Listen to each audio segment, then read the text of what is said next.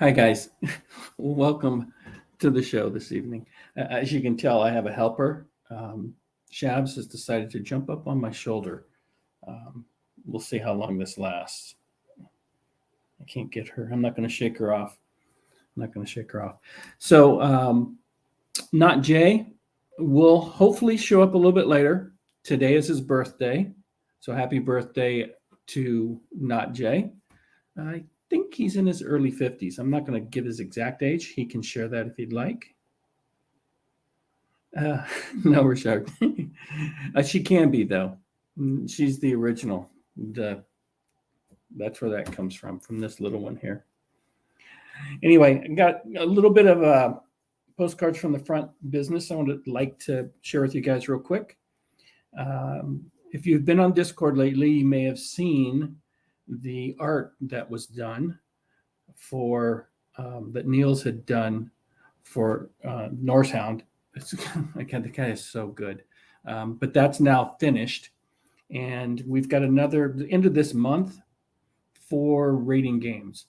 So for all the designers out there, if you've got any edits you need to do, I highly recommend you get them done in this month, because at the end of the month, once the ratings close, then I'm going to reach out to the Dietz Foundation and get the details in place to get all of these games published. And we're going to publish them as is. I'll put a statement, or I'll have a statement in whatever the book form, or however we're going to do it. And I think it's going to be a book. And I'll make sure there's a statement in there that these games are as is. But if you're going to have a chance, okay, now we've got the whole. I knew she was going to show up. She just couldn't help herself. Let me move her out of the way. But what was I saying? Oh, so we'll publish them as they are, and just put a disclaimer, as opposed to, because I'm not going to have the time, and I know that the Dietz Foundation won't have the time to go through and edit them. So that's going to kind of be on you guys to take care of that. And again, I'll put out notices, once a week or something along those lines. Yeah, Charles. Yeah, this is one of her favorite spots. The last few days, as I've been working, she's wanting to get on my shoulder. Okay, so with that, I do have a couple of guests lined up for some future shows. Not next week yet, but the 15th, we're going to have Vigilant. Now he's in, I think, New Zealand, but the time frame of when he's off, and I'll coordinate with him, but on the 15th, he's going to come on. He does a lot of marketing manager, and we're probably going to talk about how that can help you guys and help all the designers with our marketing of our games, and just for those of us that are interested in getting published and whatnot. And I know a number of people are. So he'll be here on the 15th, and then I've got a verbal, and I'll tie it down, but for the most part, I think it's going to happen is Mark Walker, Flying Pig Games, will be here on the 29th. And so we can talk with him. He is a publisher, and he did enter a game in the contest. So I definitely want to talk about his game. And also, he's got a long history of game design, as well as writing some novels. So that'll be very interesting. We can pick his brain, because he's on both sides of the fence, right? He's done some game design and also published. And, he was, I believe, I don't want to speak out of turn because I don't know the history of some of these companies, but I believe he was one of the founding members of Lock and Load, and then left a number of years ago and then started Flying Pig. But he will be with us on the 29th. And then the following week after that, and I haven't looked at my calendar, but within a week or two, I've talked with David Thompson.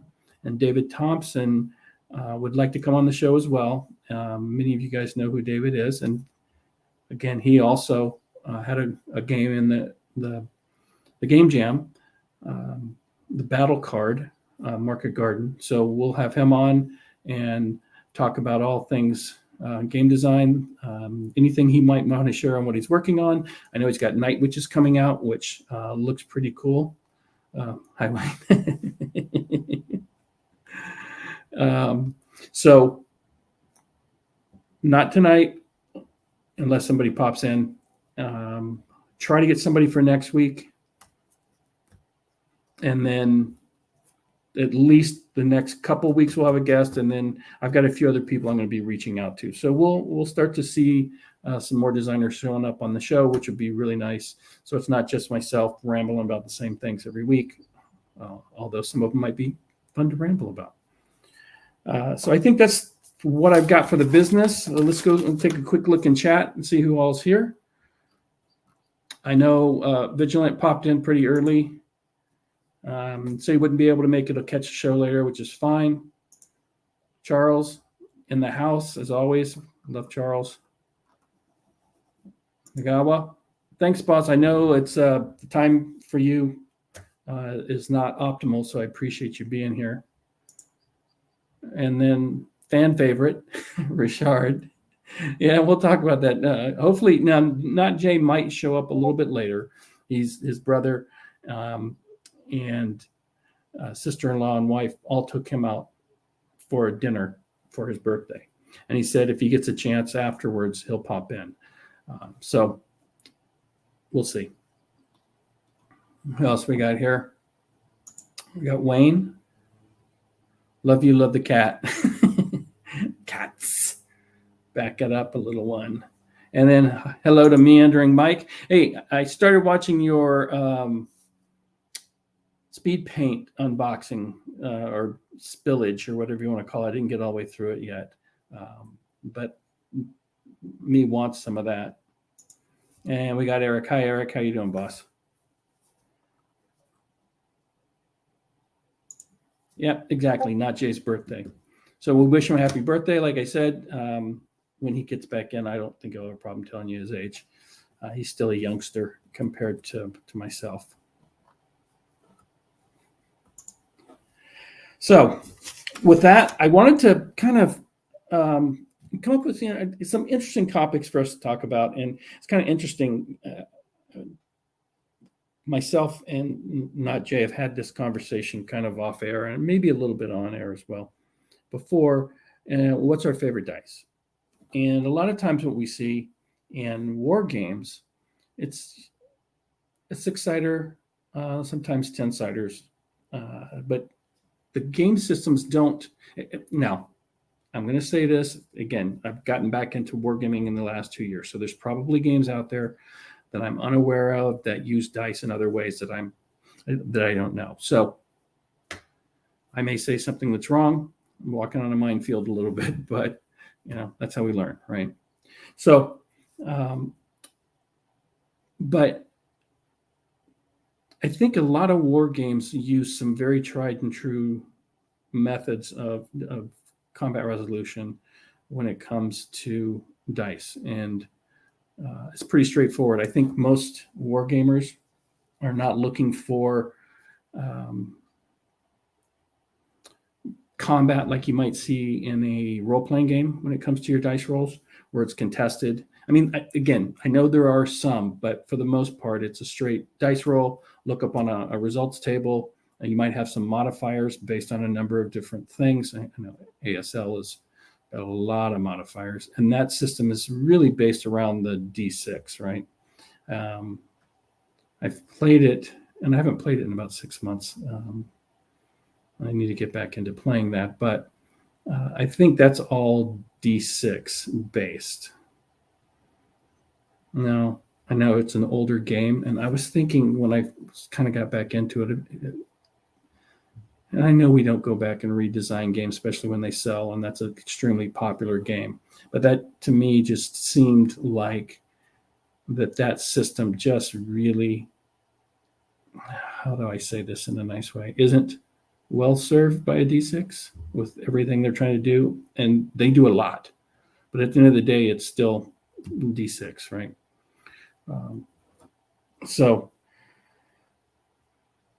what I was saying earlier is as I was kind of going through and coming up with this topic, I was watching a guy that he's a voice actor that does a Dungeons and Dragons or role-playing channel called Me, Myself, and Die. I'll put a link in the channel, but it was interesting because this past week he had a conversation where he was talking about dice systems in RPGs and talks about some of the various systems that are used from a D20, with Dungeons and Dragons, for example, and dice pool games. And I'm not going to remember all of them. Like I said, I'll put a link in the show description. You can go check that out. That was very interesting. But she's about to fall off. She's falling asleep. And when she falls asleep, it's like dead weight, but she weighs nothing. So give me a second here. Let me wake her up and get her off my back. Come on, little girl. Oh, I know. There we go. Okay. Now she's insistent. She might want to jump back on my back. Like I said, she's insistent. She's 16, so I don't need the butt in the face, though. So she kind of rules the roost.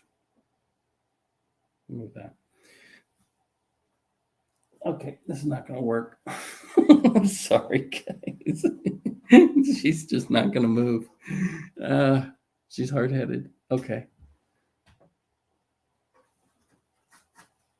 Oh, this is great content. Me dealing with a cat on my back. Okay, move it, little girl. Okay, so, and she's back. Okay, she's totally disrupting me. Okay, so we talked about Me, Myself, and Die, and the guy, like I said, was talking about a number of different dice systems that are used in RPGs, and it got me thinking, because there's some contested roles, there's where you have characters that have skill levels, and you roll dice based on skill. And I started thinking, and if anybody in the chat knows, what are some games that might use a skill system for your characters? Or, if we're playing a hex encounter game and we've got a leader, I know, okay, again, advanced squad leader has, you have your for your morale rolls and things like that. But what about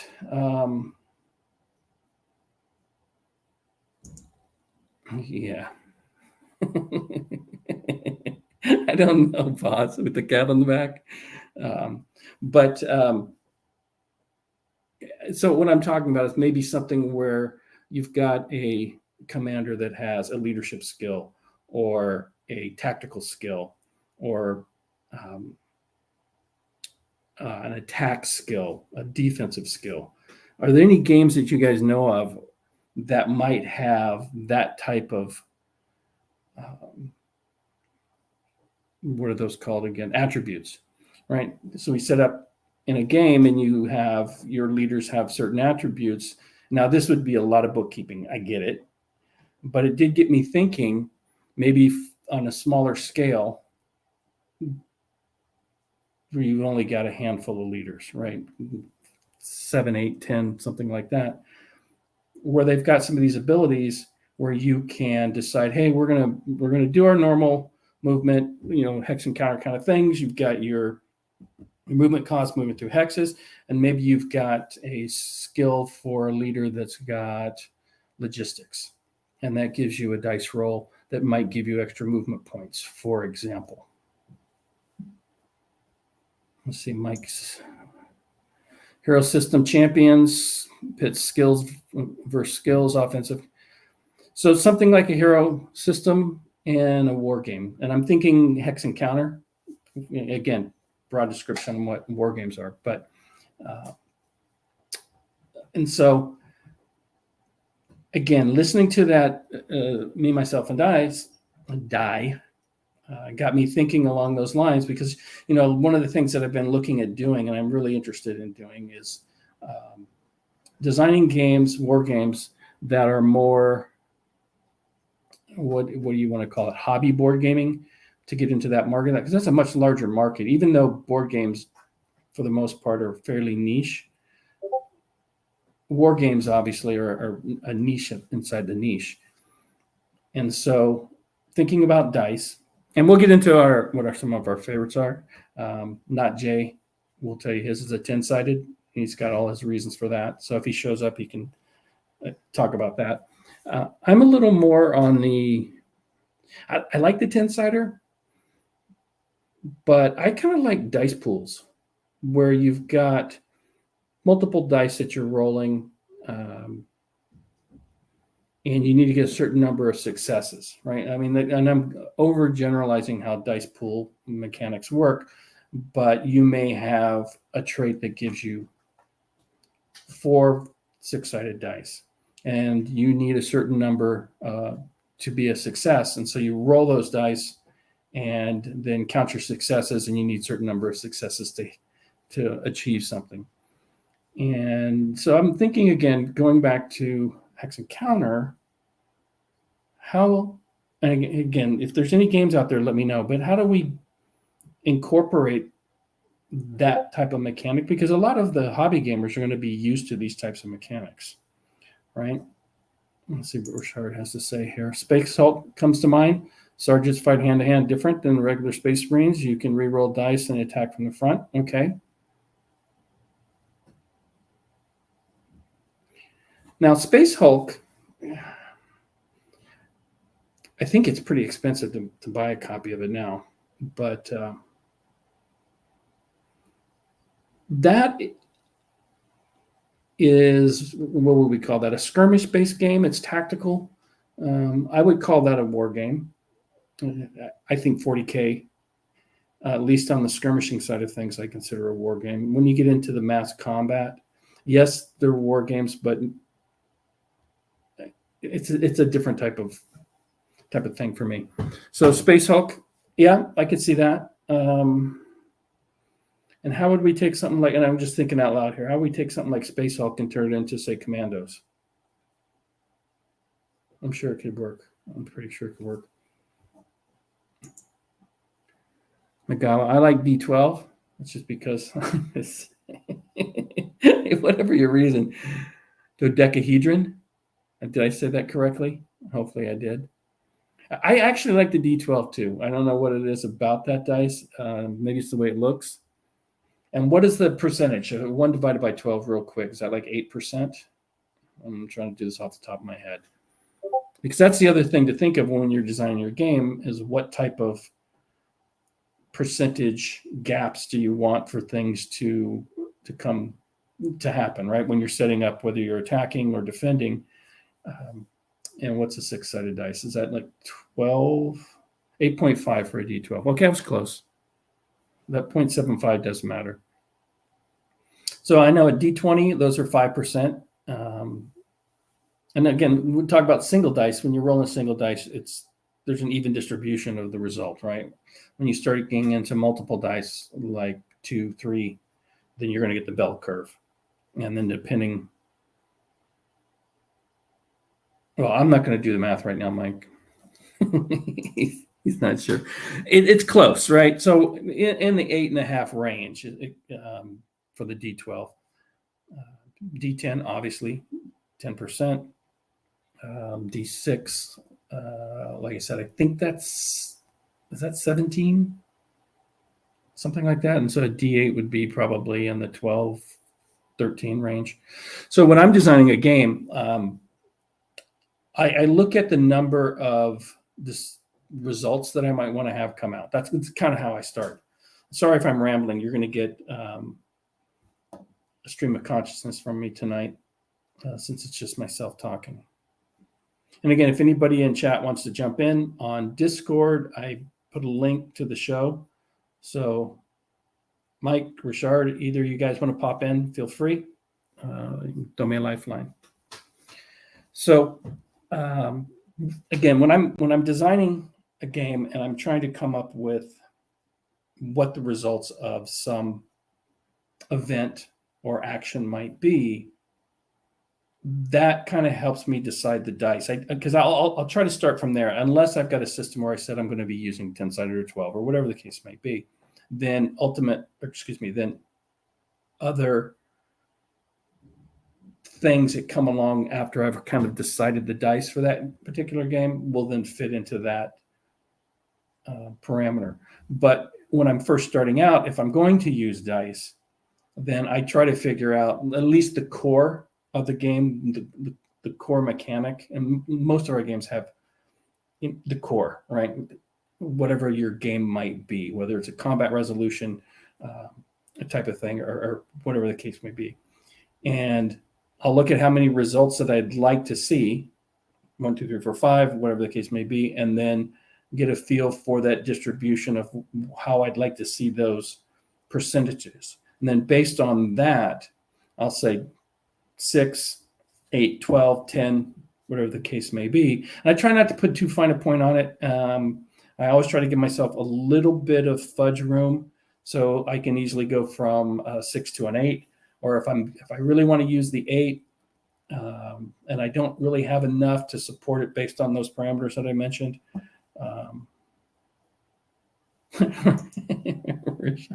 Throwing a life 9 now. Okay, pause. I appreciate it.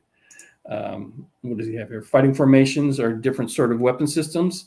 Yeah, that's kind of what I was getting at is on the miniature side of things. And again, we can have another discussion on another night about miniature systems, because at some point I want to get some people that publish some miniature games, and we can talk about the skirmish side of things, or whether we're fighting formation types of things like Napoleonics or ECW type of games. So back to kind of the mindset that I have is, so I'll go through with that, whatever my core system is, figure out what makes the most sense of what I'm trying to represent with outcomes. And then based on those percentages, that will tell me kind of the size of the dice that I want to use. And based off of that, then I'll say, okay, I'm going to use a 10-sided dice or 12-sided dice. I very rarely use a 12. I mean, I like them, but for the most part, I fall into everybody uses 6-sided dice in some regards, right? So I fall into the camp of 6, 8, and 10. Those are what I use most of the time. I'm not a huge fan of percentile dice, and it's not because I think they're difficult or anything like that. It's just I think a D20 at 5% increments works much easier than a percentile dice where you want to go into the 1% variance. And whether something is 45% or 46%, I'd rather just throw in one D20 and deal with it at that point. So very rarely do I design games around percentile dice. And that's a personal preference type of thing. And it's because I don't need to put too fine a point on it in most of my designs when it comes to outcomes.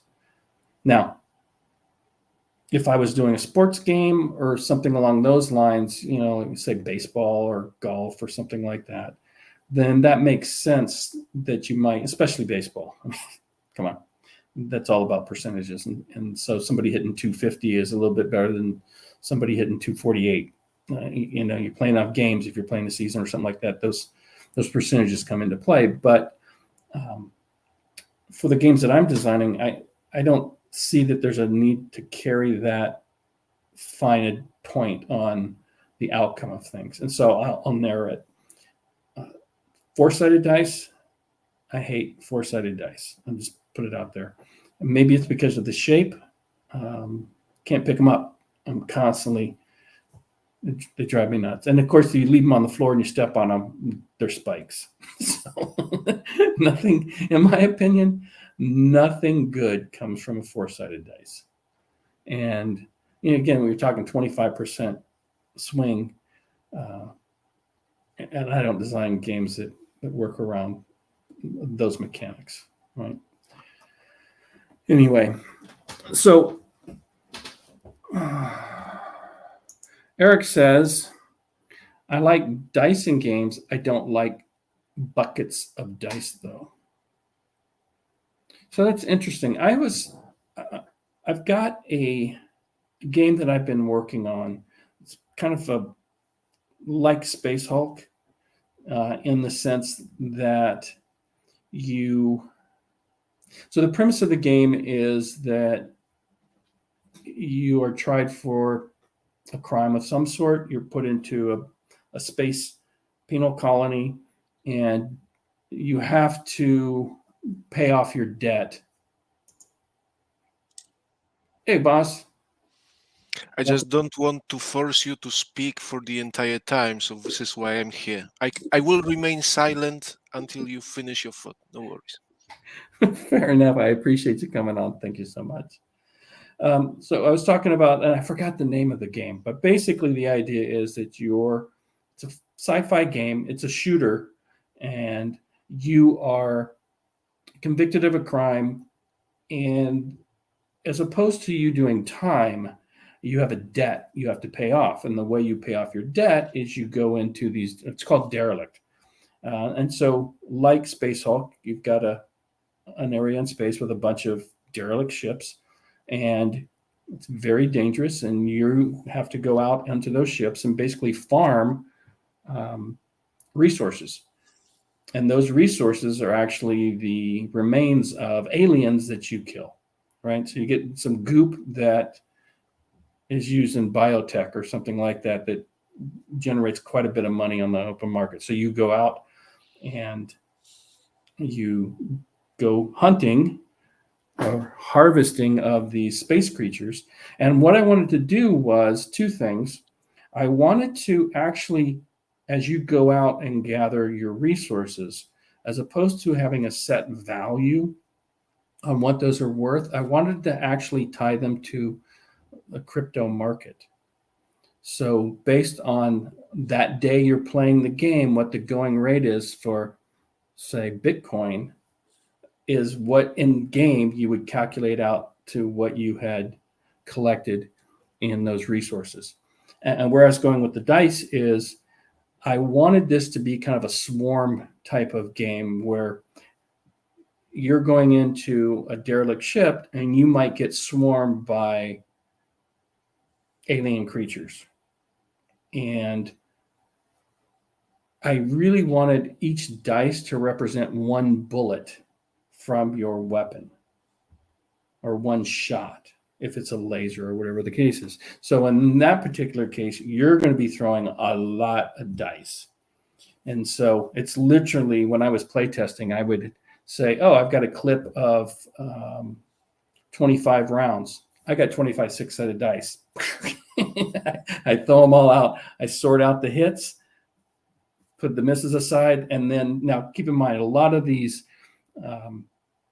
swarms that you're being attacked by, these aliens, are killed with one shot in most cases. Not all, but I was starting at the base. So you get swarmed by literally hundreds of critters, and you're firing your weapon. You're rolling one dice for every bullet, and it could be a six-sided or 8 or 10, depending on the weapon you're using. And then when they're on you, you're trying to swarm them. You're building, your armor has, your spacesuits, right, have some sort of anti-swarm defense system where, again, you're going to be rolling a bunch of dice. And I wanted to try to create a miniature game that used, or it could be Hex Encounter, that literally used a bucket of dice. So that might not be something that Eric would be interested in playing, because you're going to need literally blocks and blocks of, or what do you call them, the bricks of 18 six-siders. So you're going to need a few bricks, because that's going to represent a load of ammo, right? And you shoot them all out. Anyway. Hey, you looks like you got a little Yes, something growing since last time I saw you. It's been a while, so I haven't been shaven, but I came in not to talk about my facial hair. I can do this, but tonight's theme is the dice, so I just wanted to step in and offer some counterpoints, I suppose. In regards to Space Hulk, it's it's not about whether it's the war game. I mentioned this because it was the tabletop miniature kind of game where different units had different weapons, and those effect of those weapons was resolved by using different number of dice. And in later expansions, it wasn't all d6s either. So you asked earlier about the abilities of the leader. Sometimes you may have a heavy armed, no, heavy armed marine that uses multiple dice, and regular ones use only two, for example. So this is one way how you can do this, how you can differentiate the abilities of different units depending what they are armed with, depending on their skills or abilities. But this is just an example, and it's not really about Space Hulk. It is expensive, but you can get digital versions just as well. You do not have to follow Games Workshop if you don't want to. Uh, I wanted to offer the counterpoint. I mentioned this before because you started with the question, what is the favorite dice? Yeah. As a player, I have the answer, but as a designer, I would like to say that I have no favorite die or system at all. This is not exactly true because my subjective personal opinions overrule my rational mind of a designer. But think about the dice systems as basically the method of randomization in your game. That Right. is basically it's not like d6s are good for squad leader and you cannot use uh, any other dice format in a Second World War tactical hex encounter game. You can. You can decide that, I don't know, bazookas fire on D10 or pistols on D4s and stuff like that.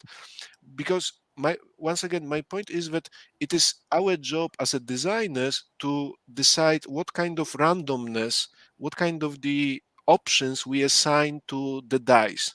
For example, in your previous story about the science fiction hunting game, I could ask, whether it's is it possible that players or decide how many dice they want to throw at one single moment? What does the second question, what does the result on each and separate single die represents? Because it can represent, just like you mentioned, hit or miss depending on the ranges that you achieve on d6s, for example. And it can even represent not only hit and miss, but we can assign within hit range locations that are hit on the target, critical headshot, for example, on sixes, or or some critical fail, for example, right?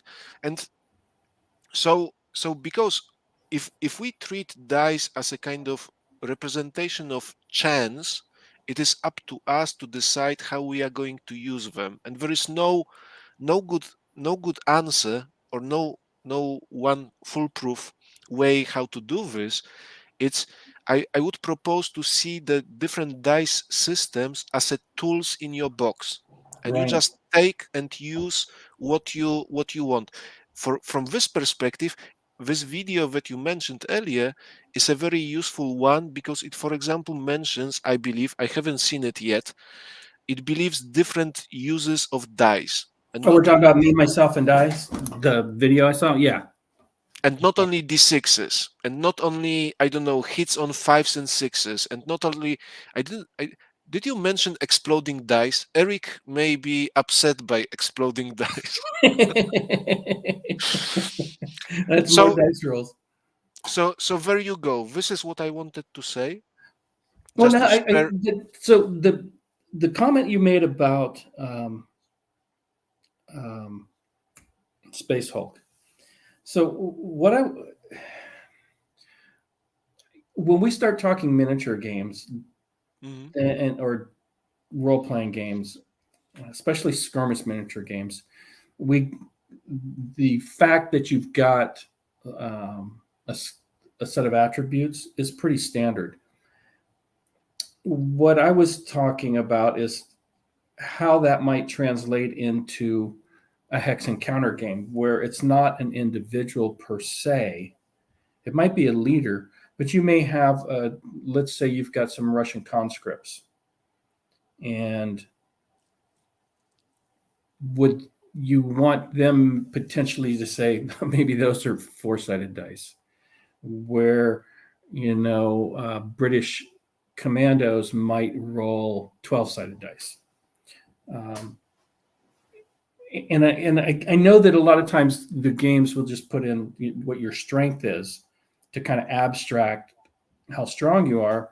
But I was thinking along the lines, and again, just trying to think outside the box and put it back into the idea of how this might be played in the hobby market, where people are used to, or maybe even the miniatures, and just how this would tie from miniatures into board game, hex encounter cardboard type style games. That's not tactical, if that makes sense. It's a little more unit based. And I know I'm kind of bouncing around, but I'm just, again, stream of consciousness on my thoughts here when it comes to the use of dice for resolution. So, for me, the difficulty is that you in your question you mentioned the ranges of dice. For example, D4 for the Russian conscripts and D6s or something else for other formations of other nations.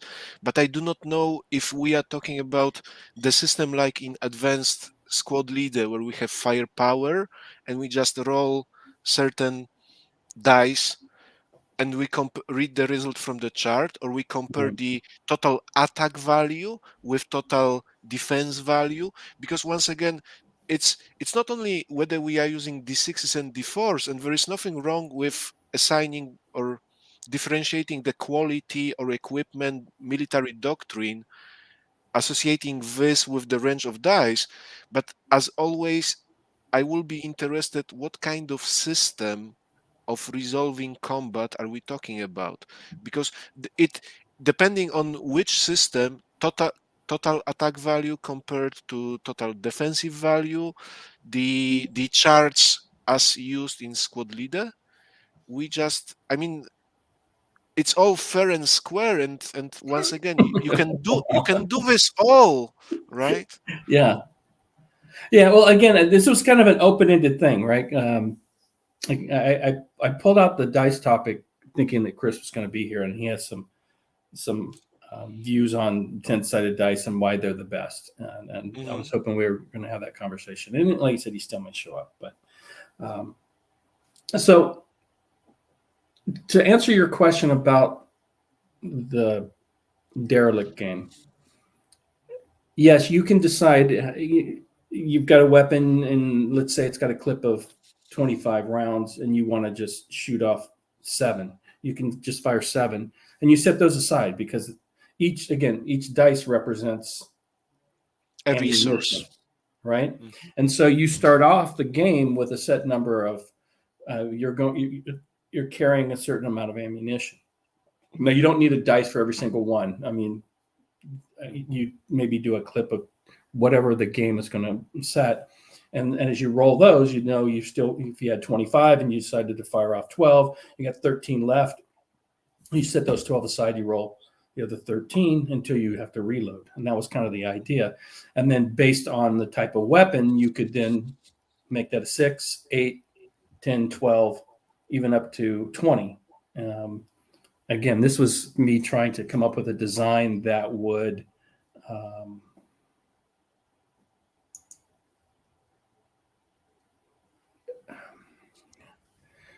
be a design that would use literally buckets of dice. And that was kind of the goal of this design, because I like rolling dice. And I know it sounds silly, but I like dice. So let me say hi to a few people. Telemachus dropped in. Tony's Board Life. Hi, Tony. How you doing, boss? Mini Warmut. Yes, sir. We're talking dice. Toss those bones, as he says. And again, I know this is not considered a war game, Batuli, use dice. I don't even know what game that is. You're marked on one side and player rolls two-sided dice. Uses kidney beans. Okay, a two-sided dice. Those. Now, having said that, one of the first, actually, I think it was the first game that was submitted to the Game Jam is a Napoleonic game that uses coin flips. So technically a two-sided dice. I mean, you call a coin a dice, but that's basically how it's worked. And then based on the difference, so you both players flip. If I'm trying to, and again, I may have the rules wrong, but it's kind of a contested result. I might get two heads and somebody gets a head, and I think heads were hits or whatever, depending on the outcome. And then I might win by +2 as opposed to they had a +1. So I would have a net +1, which then I'd look on the result table, and then that result would be either a retreat or a step loss. And so that was the first game in the that was submitted to the postcards from the front. And I thought that was kind of an interesting take on things. And he kept it fairly simple when it came to number of results. And at one point he was using for getting, and I think he changed this, but getting your reinforcements, you had to flip a certain number of heads out of a certain number of dice on a specific turn. And then if you didn't do that, they didn't come in that turn, the following turn, you'd flip one less coin. So I think it started out at 4 or 5 consecutive heads to get reinforcements. If not, the next turn it was 3 down to 2, then down to 1. So eventually you're going to get your reinforcements. But that was for all intents and purposes, an effective use of a two-sided dice. I'm not sure why you'd want kidney beans other than rolling them, throwing them. Depending on the ancient cultures, different kinds of materials were used as dice. Sometimes bones, sometimes kidney beans. Well, maybe that's where that comes from. So have you heard of that game? Nope. Truly? No. Maybe I certainly haven't played it. Maybe years ago, but I know next to nothing. Yeah, I haven't heard of that one. Anyway. Okay, so I think that was a pretty weak topic, just talking about dice. It's not a, if I may, it's not a weak topic because once again, even the examples of the games designed from the jam, they show us different uses of dice. And this is where it gets really interesting. Just like this video that you promised to link. Oh no, I was going to put it in. You can do this even after the podcast, but this is what I want to point out. Just like we were talking about using the dice as the resource, because those 25 dice, 6-siders in your game are basically the ammunition, right? That you expend, hoping for a range of successes or as many successes as possible. But once they are assigned, they are gone from the pool. Same with the fighting formations, where different weapons use different ranges to achieve to make sure if the weapon hit and destroyed or damaged. Second, game like this Rivoli battle from the jam, Yep, using the coins or two-sided dice just as a, once again, statistically speaking, it's basically 50% kind of randomizer device, right? Yep.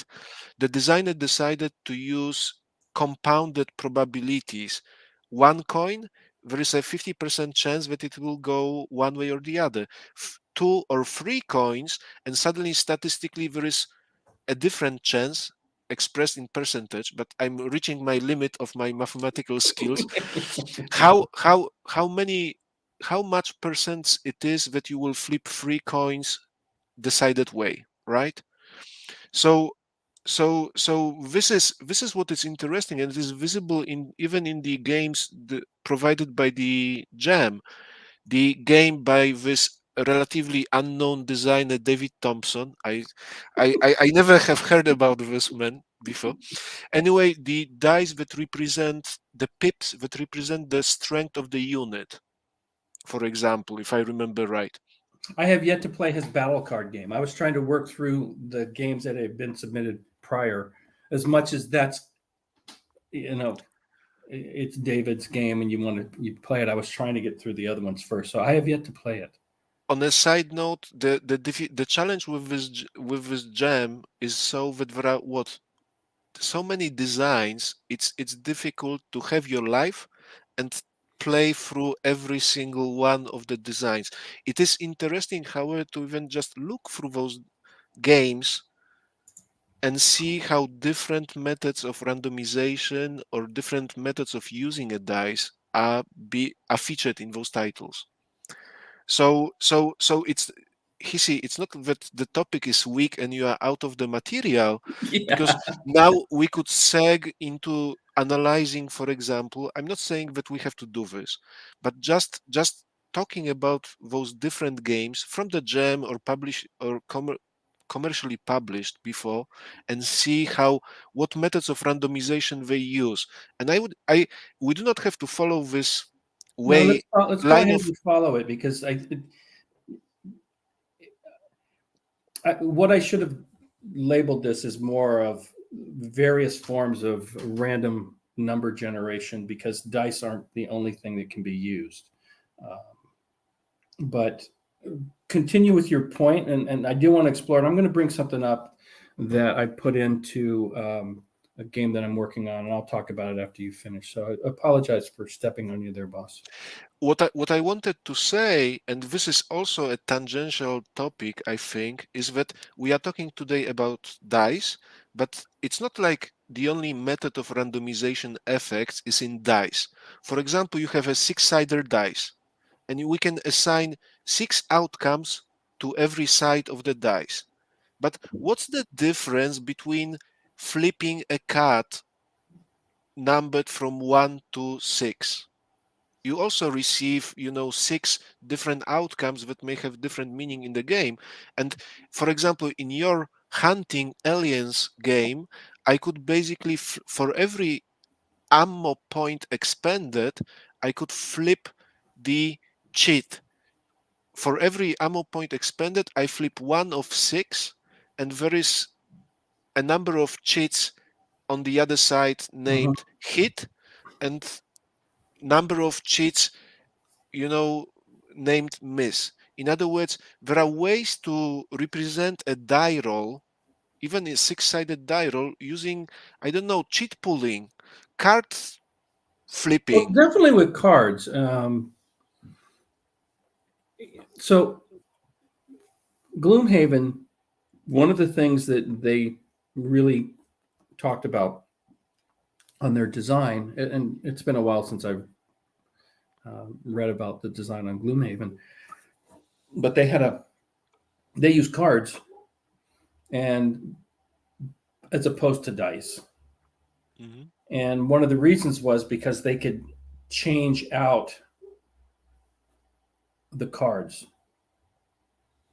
so you could get one. You didn't have to limit yourself to 4, 6, 8, 12. You could do 7, 5, 9. And you could change those outcomes by putting different cards in your even small deck that was only a certain number of cards. Now, in that particular game, I think as you played, you just discarded the cards until you work yourself through the deck. I was not really a fan of that, because then if you're paying attention and you count cards, some people do, then you can game the system, right? Because hey, I've already played that 6. It's not coming up. So I need to hit a 6. I'm not going to get it. Why would I take that action when I know I'm going to fail? And again, I'm not ragging on that particular game, because I could have the rules wrong. But the concept of one pass through a deck with somebody that can read a deck, count cards, you're going to kind of know what your odds are of certain outcomes. And I think that takes me out of playing the game and it becomes more of an exercise of playing the mechanics of the game and not actually playing the game. And I like to be immersed in my game and not worry about the mechanics, as opposed to trying to min-max or tweak the mechanics for an outcome. But this brings the interesting question, because even if we are using, randomization method, let's say 6-sided dice, when you roll a die, you can never tell how many certain results, 5s or 6s, you will roll in a streak. But by having them represented by a card flip and assigning certain value of a result of a dice to a certain cards, you can regulate how many 5s or 6s you have.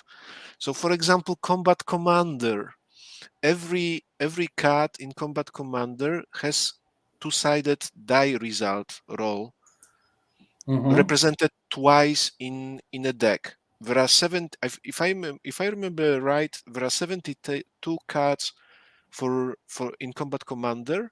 36 cards represent 36 different possible results that you can achieve through 2d6. Okay. Now those cards are being expanded, and one, just like you said, if you are card counter, and it's a valuable skill to pay attention how many double sixes went away already into the Yep. into the pile. The players have the knowledge what kind of potential roles they have still eligible before reshuffling the deck completely. And if I would be playing Combat Commander with regular 2d6 dice, I would have no guarantee that I am only left with, I don't know, snake eyes, for example. But using the mechanic of the cards that do exactly that, expanding the cards and the results, I can achieve exactly this, a mild form of control over the results. So I suppose that, once again, this is what I find fascinating in the topic tonight, the possibility of tweaking the methods of randomization to achieve what we want. And there are many ways, forgive me for saying this, but I like this phrase, there are many ways to skin a cat. I knew that was coming. I had a feeling that was coming. Fair enough. Yes. So once again, my spiel for tonight is, the more possible ways of using the dice in our games we know, the better for us, because we can choose what suits our design. And knowledge is power. Well, there are some games that use custom dice, right? And with 3D printers, that becomes more of a realistic option, I think, for us as designers. Because if I want to go get a custom dice printed by a manufacturer, that could be a cost limiting part of me trying to get a game published, right? Because I've got to go get a bunch of dice. I don't know how many I'm going to need. You got to pay for that stuff all up front. But if you're designing a game, and I'm going to do a much deeper dive on the topic of self-publishing, because I'm really trying to push the limits of what could be potentially done with KDP, with 3D printers. Yeah, Mike, exactly. So I think when we get these types of tools like a 3D printer and the ability to take and publish on KDP your own games, and like I said, I'm working on a choose your own adventure style of game, but you can include an STL file and just let somebody go print off the custom dice. If you want to create your own 20-sided dice that's got 20 separate results that are maybe 14 different results. There's a number of things, and again, I'll say that for another night, because I really want to do a deep dive on that, because I think that opens up a lot of areas for design. And kind of parallel to that, but one of the designs that myself and one of my co-designers, David, and he's the other half of Hissy Cat Studio. And I'm going to get him on. He's a little camera shy, apparently. I've been bugging him for weeks, and I haven't got him on, but we'll get him on here. But one of the games that we've been working on outside of our Bigfoot game was one of the first war games that I wanted to make that was more war themed, but use some traditional hobby game style mechanics. And if anybody's ever played Century Spice Road, it's a fairly popular game series. And there's a couple of titles in it. But basically what you do is there's a tableau of cards that you collect and you can buy. And there's a mechanic for the cards moving down and this might be interesting in more games as well, but the mechanic is the cards kind of move down an assembly line, and depending on where they are on that in the middle of the table determines what their cost might be. And so you have to spend some of your resources to buy those cards, and then they go into your deck. And so it's a kind of a deck builder. And then as you play a card, you gather certain spices. And those spices, so that's how you manufacture getting the raw resources. Okay, you got your deck and you go, oh, I'm going to get 2 salt, or I'm going to get 2 pepper. They've got more elaborate spices. And those spices are then used to fulfill contracts. And those contracts vary in points. Some of them are easier to fulfill. Some of them are harder. Same with getting some of the spices. Some are easier, some are harder. So what you're doing is you're building your own custom deck of cards, playing those either to purchase more cards or to gather those spices to fulfill contracts. And so I took that mechanic because I found that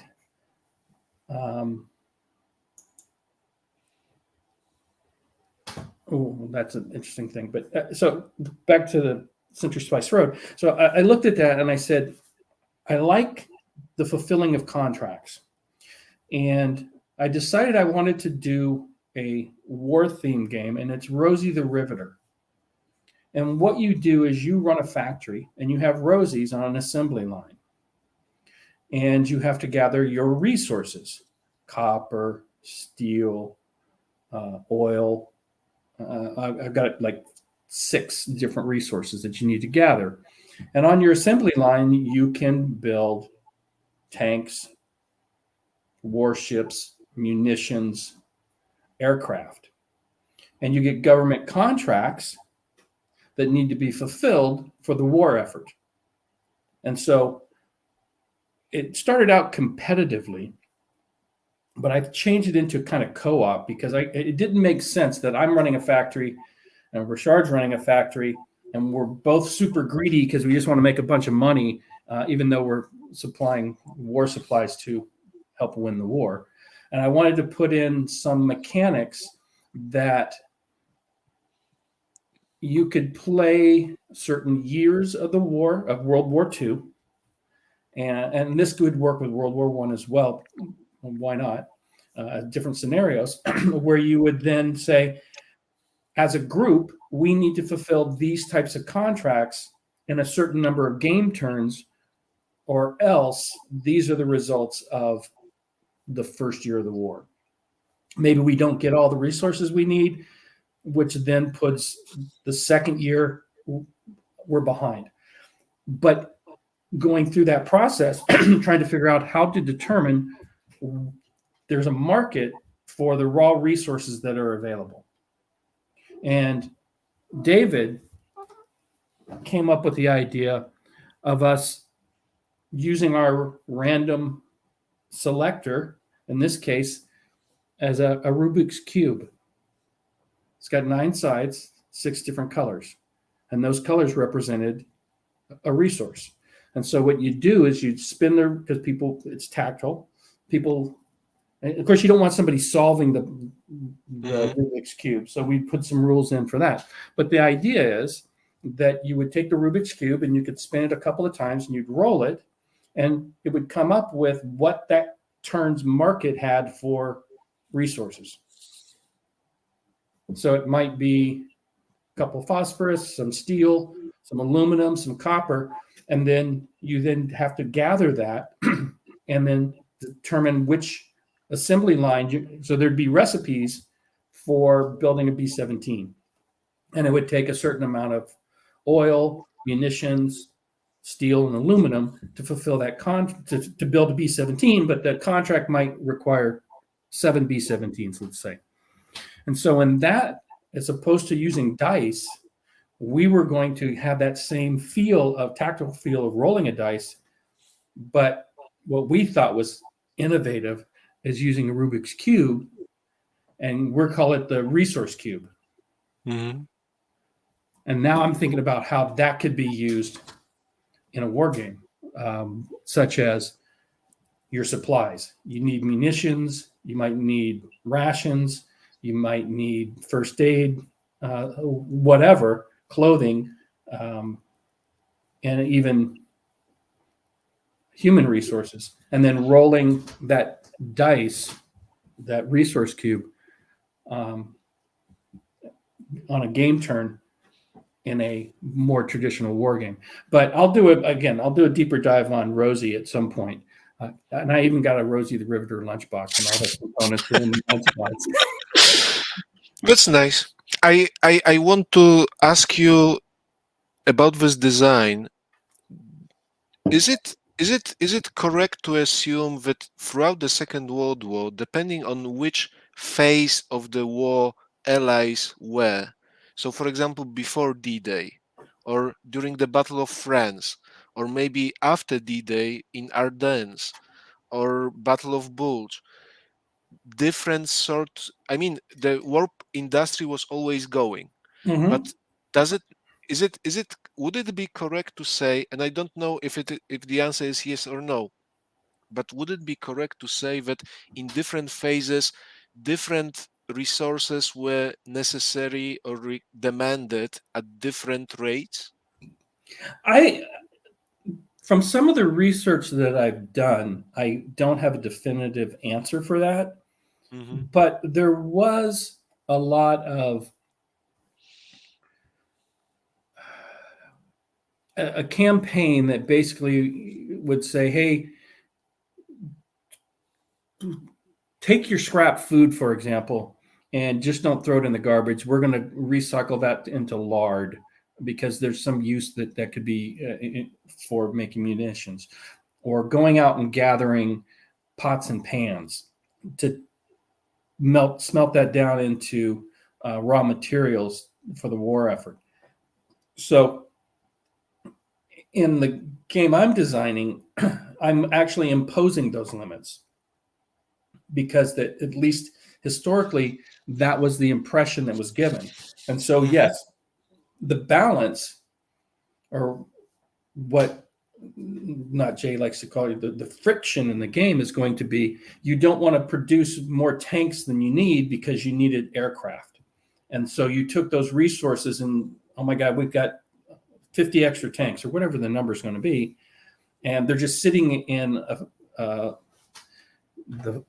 warehouse because there's the government contracts that come up, which would be sort of random. But I kind of want to tie it into history a little bit. So, for example, if we were to, what type of resources would need to be to fight Midway? Well, you're not going to need tanks. You're going to need aircraft. You're going to need 2 different types of aircraft, at least, right? Your dive bombers and your torpedo bombers. You're going to need ships, multiple types of ships, and you might even need to be subs. So you could do a Pacific War themed type of contracts. But what you might need if you want to pull off D-Day is a completely different set of resources. So to your point, as much resources that the United States had, they're still limited to some extent. And I would think that had to be managed to some degree. I'm pretty sure the Japanese had those problems because we were attacking their supplies.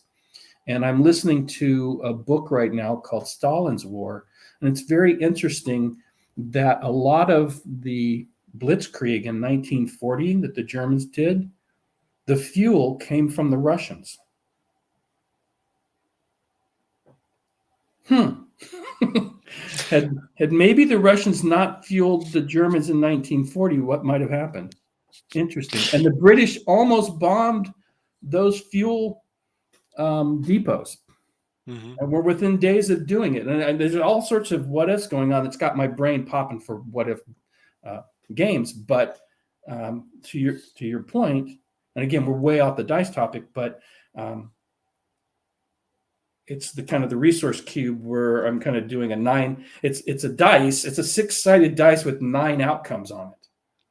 And so I looked at other Rubik's cubes that are 4-sided. So you've got a 6-sided dice with 4 colors potentially. So you're rolling 4 results on one 6-sided dice. Now plug that into any of your dice equations where you've got 3 6-sided dice. Well, now you got 3 6-sided dice with that you can spin randomly that have colors or symbols that aren't necessarily a value of 1, 2, 3, 4, right? It's more of a random selection of resources and how that could be implemented into a game. And that's based off of fundamentally dice. I brought up the D-Day example because I was thinking that depending on how we identify the resource, for example, I could argue that before the naval amphibious invasion of Europe, we do not need, let's say, amphibious transports. And to make amphibious transports, you may need specific set of resources that are not required to mobilize unit of infantry or tanks. Mm-hmm. And later, after D-Day happens, for example, amphibious transports are not as necessary and in such a high demand as, for example, armament for infantry, artillery, Yep. tanks, fuel, and like. We don't need ships as much. So there may be a way to modifying the range of resources depending on the theater where the war is actually taking place. This is one thing. You Mm-hmm. mentioned Pacific. I am not an expert, but I believe that Marines started the war with mostly not automatic weapons. And later, throughout the island hopping, they were actually rearmed, or those bar rifles, or maybe some automatic weapons were provided to them, Yeah. which means that in your game, depending which turn you currently are, and depending on historical introduction of certain newer weapons, we can introduce. We know that those automatic machine guns are required. Off the top of my head, in 44. They came into being, into wide use in March 44, let's say. Okay. So we know that in the turn leading to this March 44, there will be the increased on machine guns, for example. And this also gives you a contract, specific contract with specific set of resources that is tied to the game turn, to the chronology of your conflict, rather than theater or randomness of the resource cube, which is a fine thing. But I was wondering, about those solutions or ways to modify the result of your cube to the position situation in the war theater, which theater we are fighting over, and Mm-hmm. then the chronologically, have we dropped the atom bomb already, or are we before that? So I actually didn't. I didn't put that into the game idea. That was not part of the. I it didn't doesn't see have to Rosie. I be. didn't see Rosie's building A bombs. Not at It, least not in my game. but once again, it all. I, it's all just talking about the possibilities, how this design can be modified, or what it can include. It doesn't mean that it has to include those Right. things. Well, part of it was again going back to the Century Spice Road. That's a fairly popular style. Now, I'm only taking one of the mechanics. I'm not doing the card building aspect, at least not in the initial design. But to your point, if you look at Tarawa, when that battle happened, and I'm going to get the names of these wrongs, but I think they were called Higgins boats, which were kind of the lower technology. And we had some of these amphibious vehicles that had treads on them or tracks on them. Mm-hmm. And so they would plunge along through the ocean. And then when they got to the reef, they could just drive over it. But we had a limited number of those. And so those were, relatively speaking, could get you to the shore. Where the Higgins boats would come up, and because of the tide, couldn't get past the reef. And so they had to drop the doors, and the Marines had to literally wade hundreds of yards under withering fire. And so we didn't have enough of those particular boats. So if you had a contract to create those types of equipment, then based on the amount that you got could then be used to extrapolate a result of certain types of combat. And so this could turn into a very crunchy game, and I'm trying to not make it such, but it literally is not about the fighting per se. It takes, and a lot of war games will do the supplies, but those supplies are basically where they land at a port, and then you have to get them to the front line. Mm-hmm. I'm actually taking it back to raw materials into the factory that need to be created based on government contracts, which would abstract the war needs. Because you assume if a random card comes up that says you need 47 bombers, boom, then all the players that are playing are going to, and there'll be mechanics to move the resources around, but it's going to be a complex puzzle of not overproducing one thing. And to your point on the machine guns, right? Mm-hmm. So in the early part of the war, what if we build too many of version 1 of a machine gun?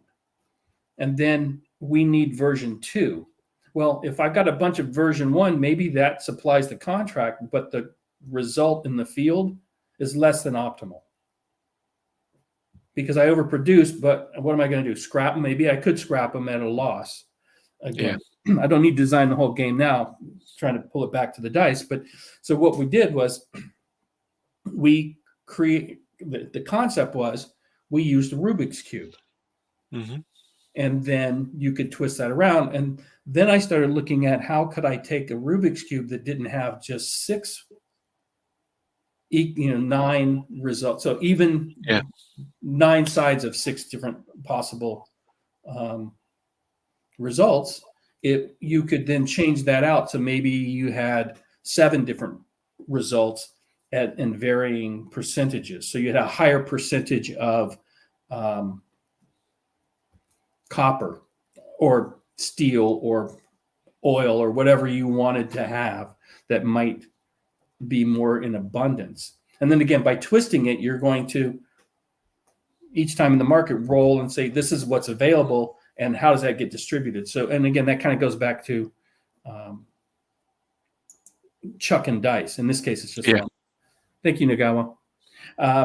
This is what my brain does, like all of us that design games. We go to weird places and start thinking of how we can do things. And I will tell you a funny story. So when David and I first started working together, he would come up with ideas. And my first reaction would be, that didn't make no sense. I don't like it. And then 2 days later, I'd text him or see him and I go, oh my God, that's the greatest idea ever. Because I allowed myself to think about it and then see the possibilities. And I'd be like, oh my God. So just as a side tip, when you're working with anybody and they give you ideas, do not come to any type of conclusion in less than a day, because you really need to think about, even bad ideas sometimes can create the seed of a good idea or a solution. Go ahead.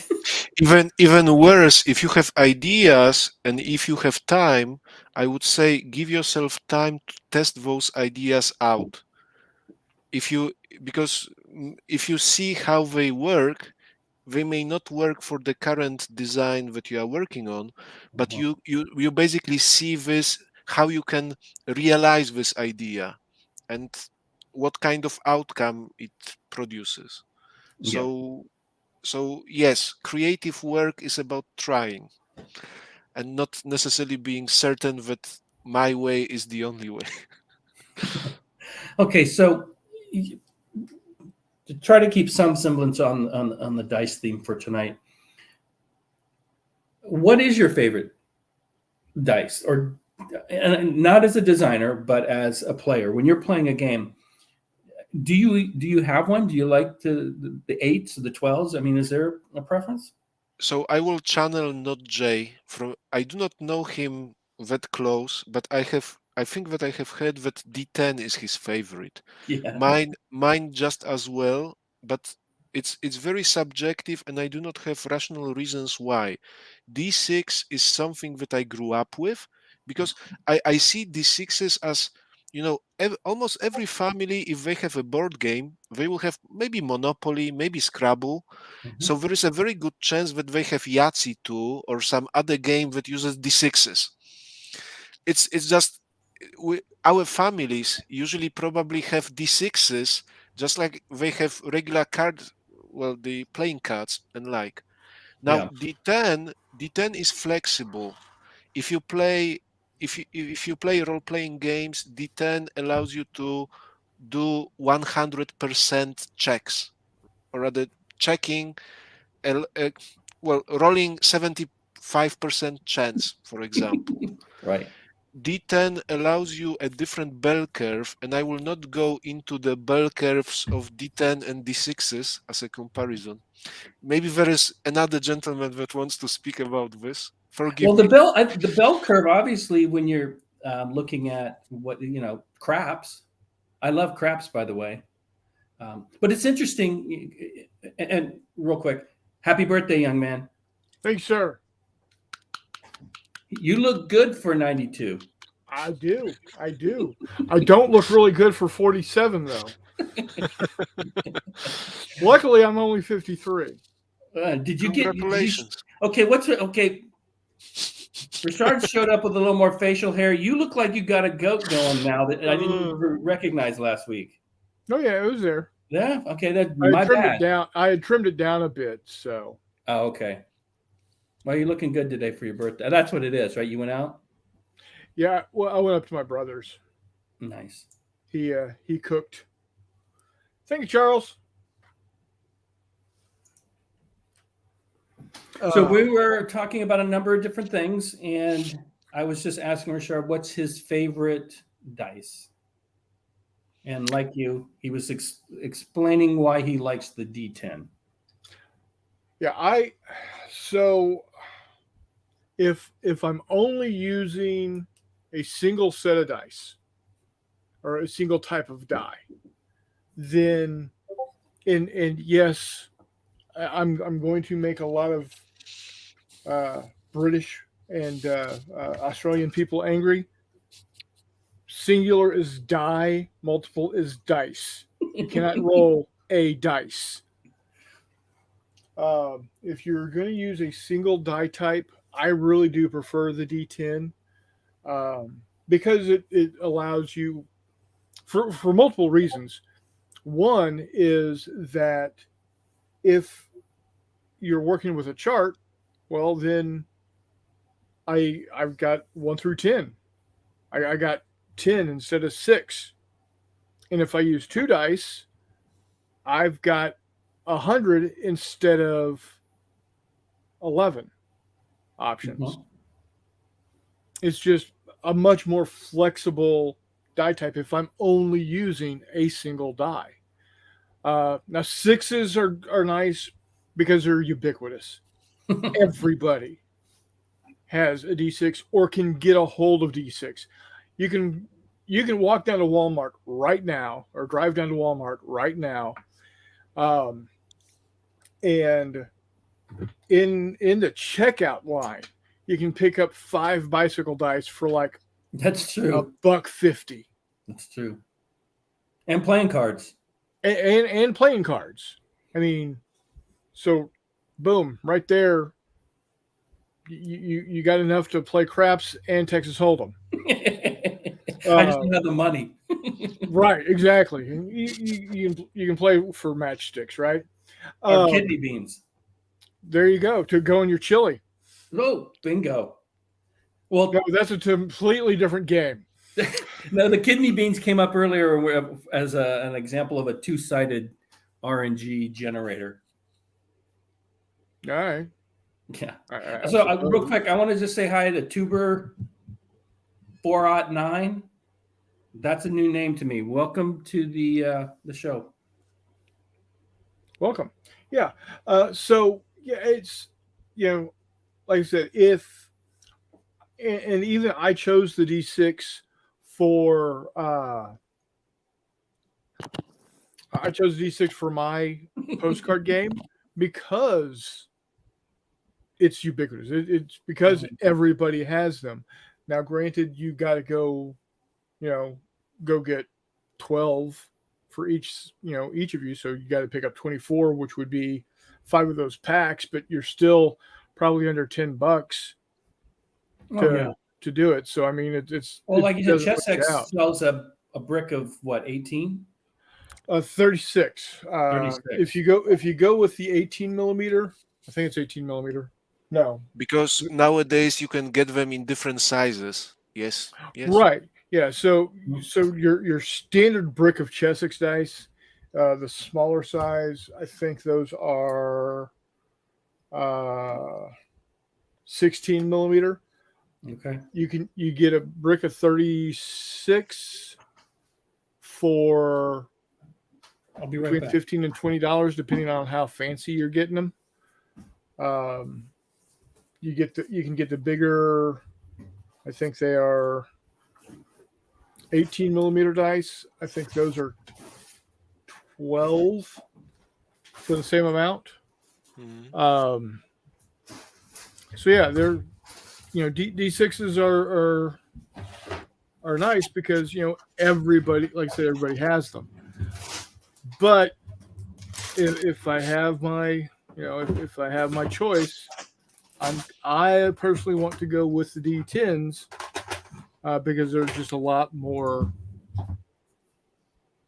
They're a lot more flexible, and if to that end, when playing games, I prefer the use of multiple die types. And that shows in the type of games that I play. I like playing Fistful of Lead, and I also like playing Force on Force, as well as GZG, Ground Zero Games, Star Grunt and Dirt Side, and Now, what did you put in Rolling Thunder? What's that? What did you put in Ocean Thunder? Ocean Thunder is D10s. Okay. For the most part, D10s. Now, you do use a D6 and a D20 to figure out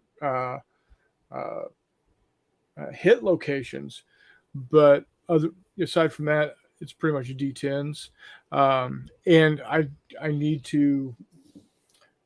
Donna's working Saturday, so I'm going to be sitting down and writing some clarifications up and sending out to my playtester.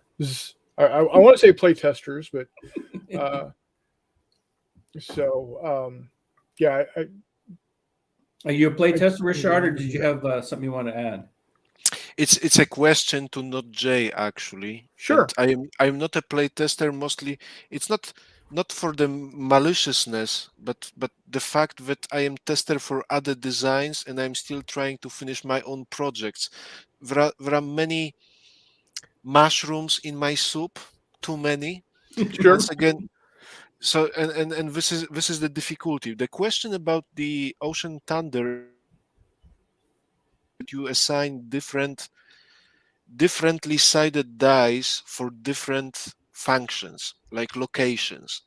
So I want to ask, why did you assign D20 and D6 to those different functions? What was the reason? Well, it's easier to show than it is to explain, so bear with me. I was guessing that, for example, it may be caused by the number of the possible locations. That Right. So let me get this pulled up real quick so you can see what I'm talking about. And I do use D6s in it as well. So let me go to share. Is that something I need to do for you, boss? So yeah, it's just there we go. All right. So once you have determined that you've got shells on target, you'll roll a d6 along this edge here Mhm. and a d20 along here, and then it becomes like Battleship. You know, Okay. you'd call out. Let's say you roll a 2 on the d6 and a 7 on the d20. You would call out a 2-7, so you cross reference to this location Oh, here, interesting. Okay. and that's where the shell has landed. Or if you're unlucky like I am and roll a 120, a 1 on the d6 and a 20 on the d20, the shell lands out over here. So although you've quote unquote hit the target, you didn't hit the Yeah. target, you hit the target area, and this becomes a more specific, allows you to be more specific in the location. Then you can see with the little T down here, that means it was a turret hit. So you come up here, if it's, and I've got D armor, A being the thickest armor. I believe G is my thinnest armor at like an inch to an inch and a half. But the turrets on these particular ships were D armor. And if I was firing at this ship at greater than short range, which here is 25 maneuver units, 25 Mhm. inches is what I play with, the armor penetration value is only E. So it could not, that shell hitting that turret would not be able to penetrate at that range. Does that make sense? Mm-hmm. It does. Yeah. So that's why I have the D6 and the D20. And and I said this last week, and I've said it many times before. When working on game rules, never be married until you put them out and publish them. Never be married to a concept. I have to be married to this concept right here, because without this being part of the game, there's no, in my opinion, there's no reason to have the game. Just play one of the others that are already published. Go ahead. But I see still some possibilities, not that you have to follow them, but can you tell me if there is a practical difference between different type of misses? So for example, if on 6-sided die I will roll 2 and on 20-sided die I will roll 4, is it any different rolling 2 ones on that No, chart? no. So if you see the black box I have drawn in here, anything outside of that black box is inconsequential. It I is a miss is a miss. I do. Um, Mhm. Go ahead. What I wanted to say is that if this is just the if all misses are the same, functionally the same, it is your decision how much of columns and rows to assign to this chart. So this D20 could be D12 Well, here, let or me let me find something here that Show us another will ship. help. Yeah. Games. I see your point, though, Ryszard. And that could Right. vary from the type of ship firing as well, right? The gun that fires might be less accurate, and you might have multiple templates. There's an idea for you, Chris, to complicate your game. So here is the United States largest battleship, USS Missouri. Let me bring her up here real quick. Hold on.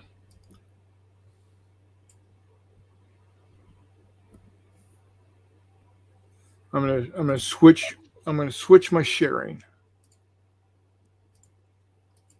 The reason why I brought that different dice can be used is that the point that I'm trying to make is that it is designer decision how we calculate the chances of hitting different targets, and depending on the dice that you are using, well, you end up with different statistics. Right. So the reason it's a twofold reason why I used the D20. First off, on the sheet of paper, both the USS Missouri that you see here and the USS Massachusetts you see here and the cruiser that you just saw previous to that are all scaled to 1/2400th scale. Yeah. So that drawing is the same size as the GHQ miniature that I have of the USS Missouri. Mm-hmm. So all of the ships are to scale on the paper. So a destroyer is is just a minuscule little area, a minuscule little spot. Yeah. So the D20 gives it. Yeah, the Missouri is easier to hit because it fills up more of the target area, but it's more difficult to sink because it has so many hit points. That's what this is over here, the hull points. If y'all see that, it's got 52 hull points.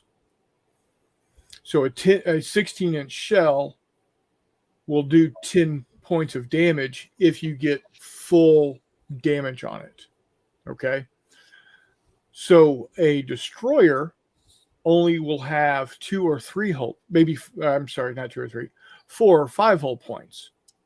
But it's a much more difficult target to hit because it's only taking up 5 spaces along the D20 compared to 18 spaces along the D20.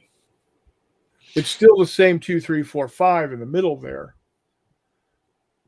Fair enough. But what's that? Fair enough. Makes sense. So that's why I did it that way.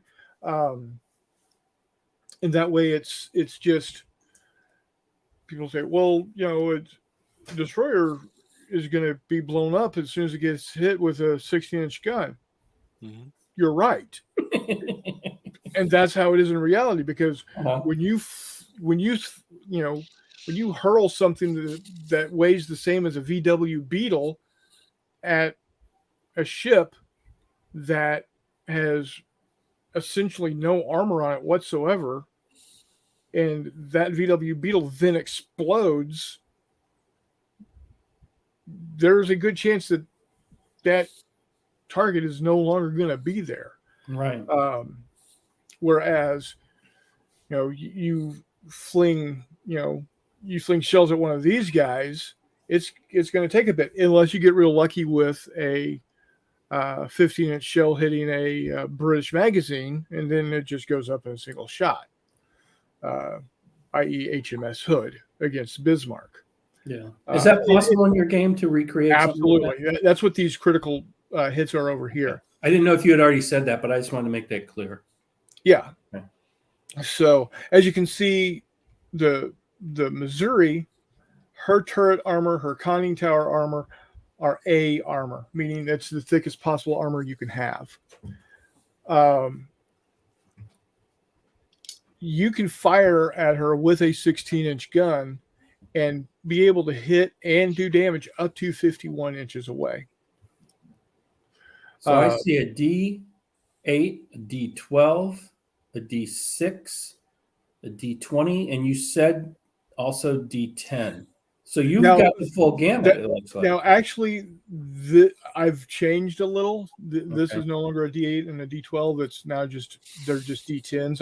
This is an older version. I gotta fix this. Okay. So, but what you're rolling now are D10s to see if you hit, D6s and the D6 and the D20 to your target positioning, and then the D6 gives you how many points of damage the shell has done. So, for instance, let's say you've got the Nagato, the Imperial Japanese battleship Nagato. She's got 16-inch guns. Not exactly the same stat line, because the Japanese 16-inch gun is different than the American 16-inch gun, but close enough for these purposes. Mm-hmm.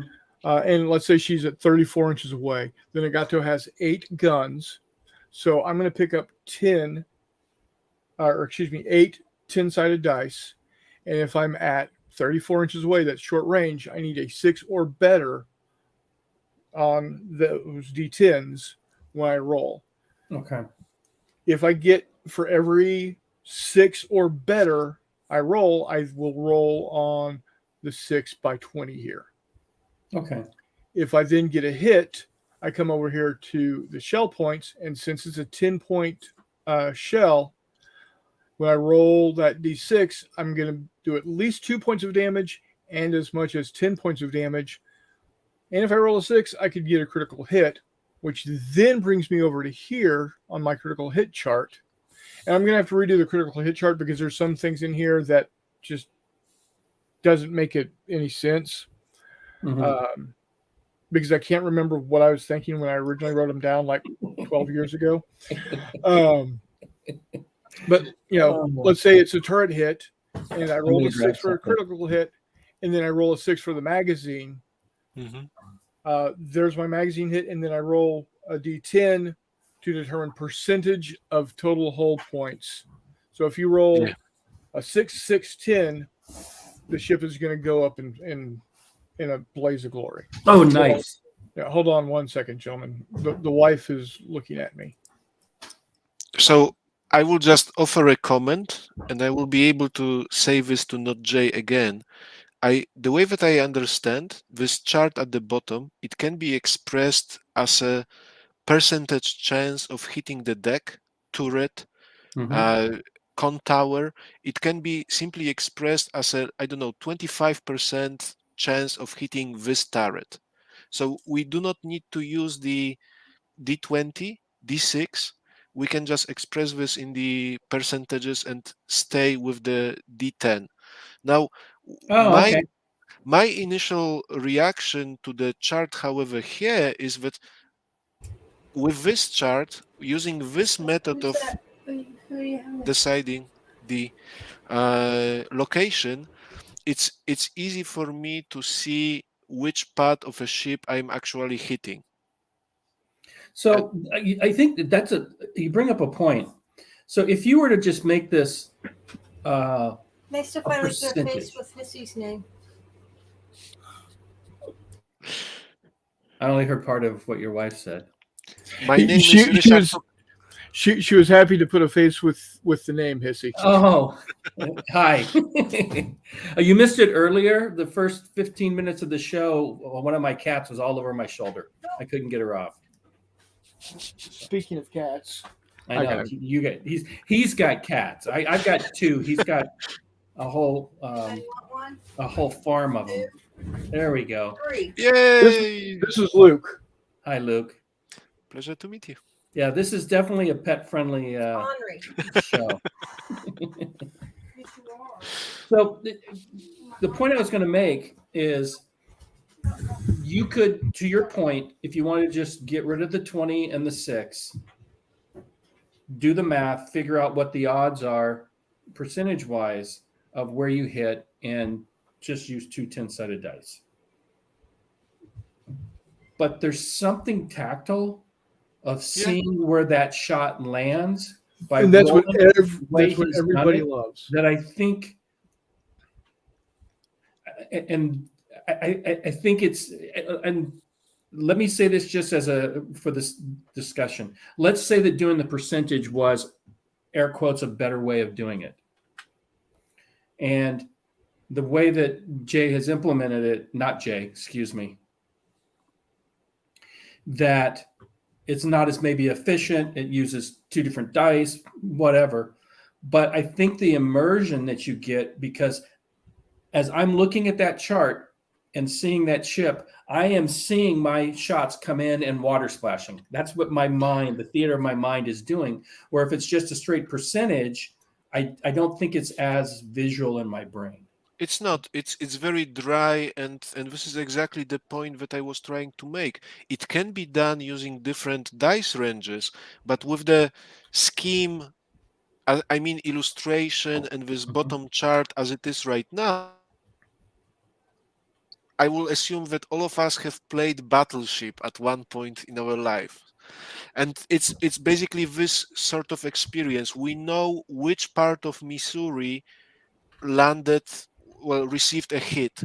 So if you are a naval expert, you know exactly what kind of subsystems may be affected by this, and you can just use this in the after action report. With the percentile system, it's I used this because I don't want to talk about favorite types of dice, because I want to illustrate that this is the results, the practical results that you can achieve using different methods that you may be used to. So I absolutely agree. Visual. This is exactly the advantage of this approach, using D20. That is not exactly a household popular range of die, really, and D6 a little more. Not many people maybe have both D20s and D6s, and but it does create a player experience, and it does modify player experience. And this is, if I want to make any takeaway for the listeners of the podcast, take a look. Think about consequences of the choices of your dice ranges. It's not just D6s are the best; they are all tools in our little toolbox. Yeah, I love that you use the analogy of a toolbox, because I do that with my day job. When I learn how to solve a problem with a program, or I run a new sub procedure, or create a new object, I look at all of that. Any type of skills that you get is just another tool in your toolbox. And so I love the fact that you use that analogy. So you were talking about his Ryszard, how you could do a D100 and statistically it would be 7% of the time it's going to hit a main turret, and 4% of the time it'll hit the conning tower, and whatever. You could do it that way and just roll 2 D10s like you said, but everybody that has ever played my game in the last 30 plus years, from the very first time my buddy Chris Copeland and I sat down with it, all the way up to the most recent playing at Battles and Ruse March to Victory this year. Mm-hmm. People loved that hit chart. Mm-hmm. It was visceral for them. Yes, like you could see where that shell was coming in and plummeting down and causing a big explosion on the deck, or a huge splash of water right next to the ship is a miss. It was like you said, tactile. There was something to it. Is it the most efficient way? No, there are more efficient ways. If I want, you know what? I don't know if there are, but for this conversation, and to your point, I get it. I agree. Yeah, I could whittle this down to, instead of, like I said, and you had walked away when I was explaining how you get the hood situation. So you roll to hit when you roll to hit you end up hitting one of the turrets. You then roll a d6 with that d10. That and you roll a 6 on that. That gives you the critical hit. Then you take it to the critical hit chart, and you roll a d6 again, and that becomes a magazine hit because it was a turret. And then on a d10, that's in 10th percentiles, how much of the hull is destroyed in that single shot. With the and so if you roll a turret hit, a 6, and a 10, boom, you go up. What's the percentage of that? Like, I don't know. I don't math. I don't math well, but whatever percentage a d6 is, and then whatever percentage of that a d6 is, and then 10% of that is your percentage. It's probably less than a 1% chance when you math it out. And has it happened? Yeah, I've actually seen it happen several times in all of the games of the various versions of Ocean Thunder have been played. I've seen it happen several times. That brings up an interesting topic unto itself that we can. I'm going to write a note to myself or to remember. A golden ticket. Yeah, or golden BB is what they call it in the military. Okay, well, the golden ticket was in my. You played the Mythic game, and one of the things that I was thinking of doing, Ryszard, was putting in the 4 different locations that you search for evidence, putting one card that was a golden ticket or the optimal piece of evidence in that location. And if you happen to get all 4 pieces of the golden ticket, instant win. Because you have all the evidence that's in. Because you get to go to the chocolate factory. Well, that's kind of where that came from. I so wanted the Wonka chocolates when they did the golden tickets for that to be real. I so wanted that to be real, and I knew it wasn't. But the point what I was getting at is having conversations at the time on Facebook. A number of designers were like, the chances of that happening in any one game are so remote that you're adding a level of complexity to a game that 99% of the people who buy your game are never going to experience. That's a conversation we can have another night, because I still wanted to swim upstream on that one and still put it in there. I'm going to tell you, do it. You have the topic. We will have the discussion, but boil it down. If that's what you want in your game, make it happen. It doesn't matter whether 1% of 1% is ever going to actually experience it. Do it. Because what does that do? It gets people to want to play your game more. They find out. That's what I was thinking. There's a possibility that I could do an instant win by getting these 4 pieces of tchotchkes or whatever. Dude, we're gonna have to play this game. I have to put it on a Tabletop Simulator so we can get some people to play it. There are some moments that are just, again, I've talked about game design from an experience point of view. That's what I want to. I want to create experiences. Okay. I didn't know that golden ticket, but that's what I call it, the golden ticket mechanic. Yeah. Hey, before I ramble on, Ryszard, you had your hand up earlier. Because I wanted to get back to this chart and say one more thing that you basically both, touched upon, but I want to say it again because I feel that this is important thing but it's important to keep repeating this because it's important. The player experience playing our games. I would say that if NotJay would go this percentile chart, replace the chart below with the visualization, with the percentile chances of hitting the turret, deck, con tower, it's not attractive to the players, and you have the evidence in favor of this.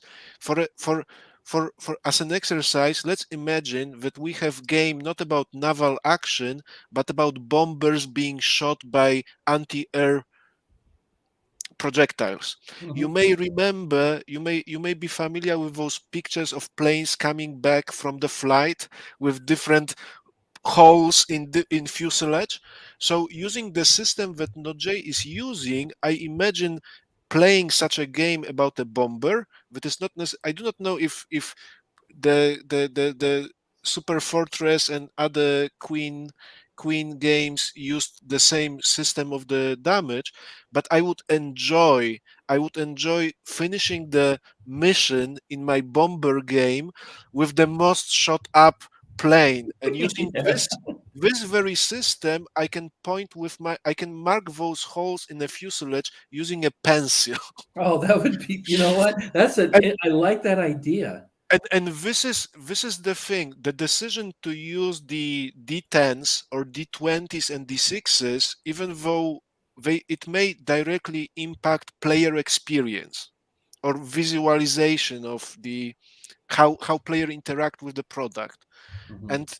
And this is what I wanted to say. There may be advantages to use the boring, dry percentile chance table, but there are certainly advantages of doing this differently. Sorry for the long-winded No, bit. your I'm point is done. valid. I'm done. No, absolutely. The yeah. idea of, so I've played B-17, the Target for Today. Now, I played it inside an actual B-17. I drove out to Palm Springs, and they let me in the aircraft for a few hours. The problem was I was so much like a 12-year-old having free reign of the B-17. I was running up and down and doing everything but videoing my gameplay. So when I got to the gameplay, it was very short and not very entertaining of a playthrough. But oh my God, it was so cool. And that's for me, it was an experience. Now, not everybody's going to get to be able to play a tank game inside a Sherman or a bomber game inside a bomber. Although, Chris, when you do make it to San Diego, we will go play some sort of game on the Midway. Oh, absolutely. Actually, maybe we'll play your game on the Midway. Right. So it was done before she went into dry dock, and I'm sure it will be done again when she comes out of dry dock. But there's a game convention that has been run on USS Texas. Oh, see, I would totally be down for that. And I have so badly wanted to go and run Ocean Thunder on USS Texas. Oh my God, dude! I'm from my experience, knowing how much you love that ship, that would be your Disneyland. Yep. So earlier you held up a model. Is that your finished version of the Texas? Nope. No. She's still on dry dock. None of this is glued down. Oh, okay. But perfect as a game piece. When it gets destroyed, you just remove it. But the sub-assemblies are coming together. Last night, I spent all last night doing this one piece with all of the with all of the brass work on it. Mm-hmm. Nice. And all I can say is doing the brass is a pain in the ass. So, did you use any Brasso? No, I haven't needed to clean it, so we're all good. Sweet. As to Eric C., he said all he needs is the updated rules to play. I've got your questions. And Saturday, when the wife is at work, I am going to get the answers to your questions into the rules and send you the updated rules so you can dive in. He had some pretty good questions on how things work and how things happen that I don't think about because it's in my brain and I can just immediately answer the question. Right. But and that's probably more of what I need from playtesters and anything is not necessarily a playtester, but a reader that can read the rules and say, yeah, but how do I do this? I'm not necessarily playing the game, but in reading it, I've got questions on how I go from A to B to C when you don't tell me B. Right. Because I know B. Yeah. So, that's where the value of a good playtest session comes in, is getting the obvious things that you overlook. Right. Because like I said, this has been in my life for 32 years at this point. So, some of the obvious things that I think are obvious aren't obvious for somebody that is sight unseen. And even at March to Victory, when I explain how the game is played, it's not necessarily written down. So because I'm there, I'm giving them what's missing in writing, because I'm just telling them what's going on. So yeah, that's really at this point what I'm needing from playtesters is just, and I'm not looking for editing. I'm not looking for anything other than, you're missing this. You're missing how to do Y. You've given me X and Z. I need to know Y. Okay. And so, and I think in a lot of our cases, a lot of game designers' cases, that is probably the most needed thing. Absolutely, thank you, sir. You will be very well mentioned in the hey, thanks guys part of the book. So I got something I'll share real quick. This is the original prototype of my Richthofen air combat game when it was a CCG. And to show you the lengths that us designers go to, I created boxes. Nice. But here's the problem I have. I've got all these cards in here. That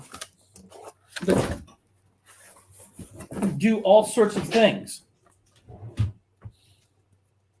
And half of them, I don't know what my abbreviations stand for anymore. Yeah. Is there a rule book from the previous years? That was lost. Now, the game itself, Richthofen, I'm very proud of that game. And again, it's on BGG. At one point, it was in the top 10,000 games before more games were added to BGG, because it's been on there so long. And I'm going to finish that design in the next 18 months. That's just going to be what I'm going to do.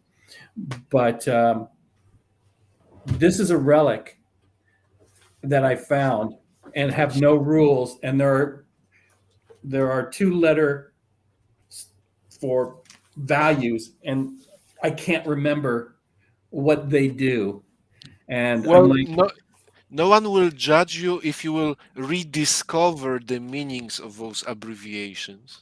Oh, I can do that. I need to finish the game as it is now, but it was more just, I just wanted to share that we all probably have these relics of past designs that at the time we knew exactly what they did and why they did it.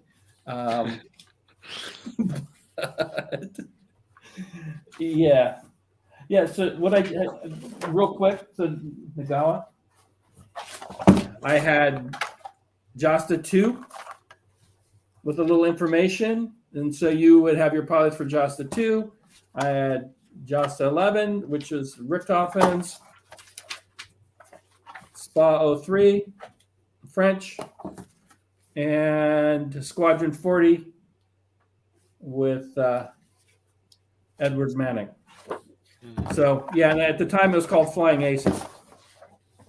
I had dreams for that game, and now it's sitting in a box where I can't remember what the hell it's supposed to do. It happens. Write the rule book, write the index or dictionary, glossary for this game. Yes.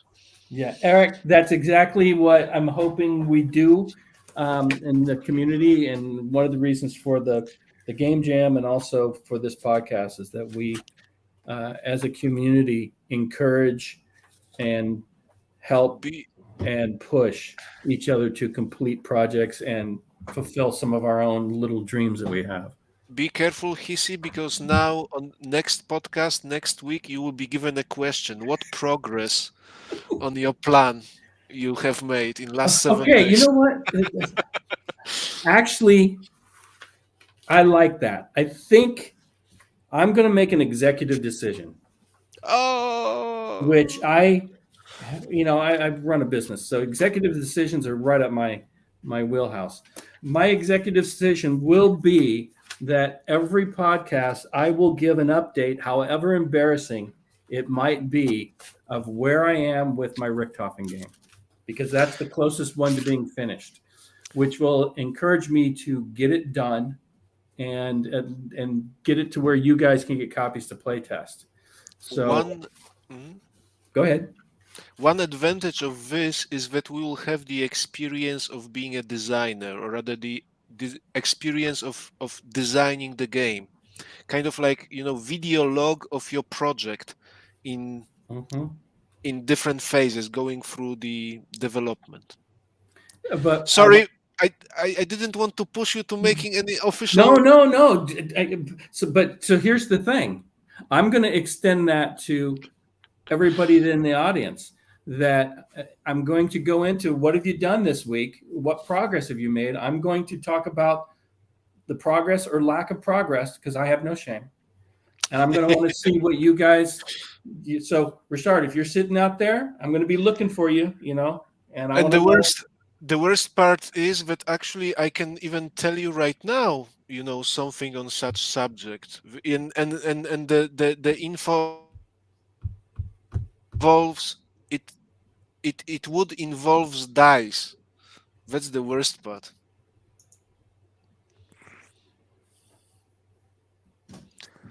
So now that the tension and I've got everyone silent, my goodness, I feel like I need to talk about it.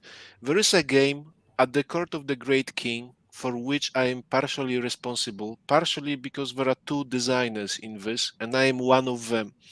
It's a card game, and if you haven't played it, it's not that you had to play it, but before the design had the skill checks. You were doing skill checks to gain victory points. And to make those skill checks, you were using your numerical value assigned to the people who the characters that players control. You were adding operation points, some special modifiers that you may be eligible for or not, and die roll of 1d6.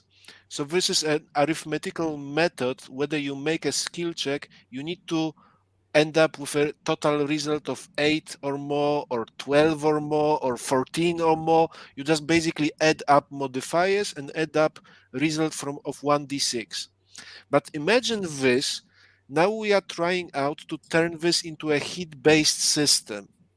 So instead of adding up the modifiers, you are trying to achieve certain number of successes using a certain number of dice. Dice pool game. And the only modifier that you actually use is that the success is on 5 or 6, but with modifiers you can bring it to 4, 5, 6, or even, forgive me, my finger doesn't, or it does bend, 3, 4, 5, 6. So suddenly this means that calculation of those procedures, I know how I feel about this, but the components have been modified, the rules are written, the designers tested this hit-based system, but what isn't done yet, this hit-based system for this card game wasn't exposed to people who played this card game, the testers, who played the card game in the previous iteration. So the question is, and I do not have the answer about this right now, is what kind of how does it feel to the players who played this game before or not played this game before to have this sort of resolution, roll 5 or 6 and score 3 successes, right? Or 4 or 1, instead of adding up and meeting the total of 14, 18, 8, 9. So this is my update. Nice. Well, no, okay. We kick off a new tradition. I love it. I love it. So that's how we'll end the shows going forward. Is I'm going to tell you where I'm at on that specific design. Now, if I switch to a different game, because sometimes I do, then I'll give you a status on that particular game. But I will use this forum to hopefully help me finish some games. So you guys in the chat, if you're designing games, play along. Let us know what you're doing. Hey, it's at the end of the day, we want to create more games. And once I get Richthofen to a point that it's finished, I need to do that. Okay, need is a bit of a strong word. I want to do that before December 1st for the next Game Jam, because I want to build my game Daunted. It's a play on Undaunted, which we will have. I don't know if you heard earlier, Chris, but I've got 3 guests lined up. Not next week, but the next few weeks. On the 15th, we're going to have Vigilant. Now, he says he's not a game designer, but he does do marketing. He's worked in doing some art, concept art. So we'll talk about AI art and games and what people think of that. On the 29th, Mark Walker of Flying Pig Games will be on. And we haven't nailed down a date, but I got a commitment from David Thompson to come on to the show as well. And then I've got a few others I just haven't reached out to. So they'll be here. And we'll ask them if we, what they happen to be working on as well. So cool. I want to do Daunted, which basically takes a 52. If you've played Undaunted, it's a deck builder, but it's a small deck builder because you don't have a ton of cards, and it would totally work using a 52 card deck because all your 2s could represent Squad A, all your 3s represent Squad B, and so on and so forth. You've got 14 odd squads, which is more than enough to play the game. And basically take the Undaunted system and dumb it down to a 52 card deck and do it as a Christmas card game. And I'm going to probably pronounce this wrong, Hougoumont from Waterloo. So it's going to be skirmish based with the British and the French fighting over that little farmhouse. So that's going to be the game that I'm going to do in the first game. I'm going to try to do 2 next year, but the first game, hey, I got to keep up with you. I can't have Ryszard come in and knock out 2 because next year, even with a child, he's going to do like 4 games or something crazy. Depends on the theme that will be the leading, the lead, I suppose. Yeah, but I will. So that's why I need to get Richthofen done before December 1st. So, Chris, I'm going to put you on the spot. Are we going to get some weekly updates from you on anything? Oh, yeah. So he's got a lot going on. Paint Challenge. He runs games at cons. So next week you will have an Ocean Thunder update because I promised Eric that I would get his questions not just answered in a email response, but actually put into the rules because they need to be in there. So instead of just answering them, I'm going to answer them by updating the rules and getting them sent out to him. So, like I said, on Saturday, while Donna's at work, I'm going to be looking at his questions and filtering the answers into the rules to get them sent out to him. Cool. Well, we're closing in on 2 hours and 10 minutes. 10 minutes. I could keep talking. But before we sign off, I want to show some things. Oh, please. So before I found the PDF of the ONI handbook, which ONI is Office of Naval Intelligence. Okay. It's got that's where my current ship sheets, where I got the pictures for all of the current ship sheets. I was having to draw my own. Nicely done. So like this here, that is IJN Musashi. Mm-hmm. And then that there is Nagato, Issei, and then this here is the Yamashiro.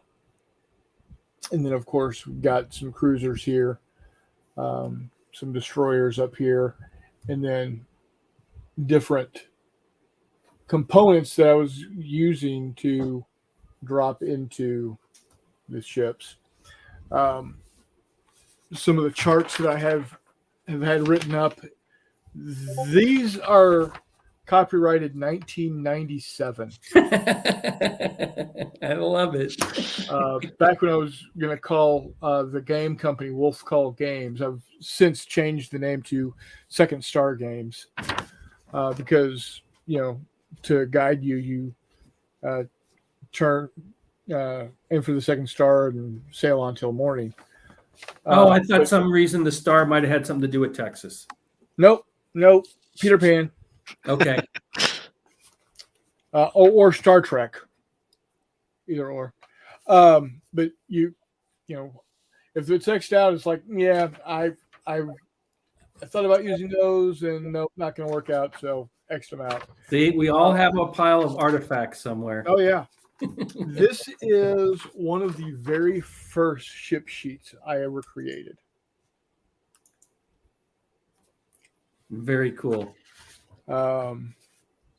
So it was a full 8.5 by 11 sheet. As you can see here, this particular ship only had 2 hull points out of a possible 100. Each hull point is worth 1,000 tons, by the way. Okay. That's how I generated them. Easy peasy, man. And then I got it a little bit. I decided I was going to do something a little different, more in line with kind of what I have now,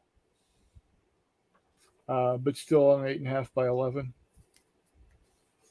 So, and then of course you saw what I'm working with now. Oh yeah.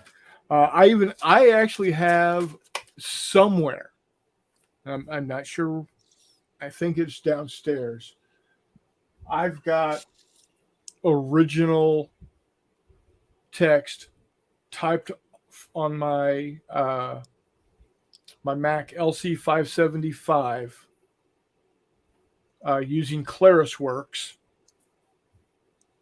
in 1995, printed on my dot matrix printer.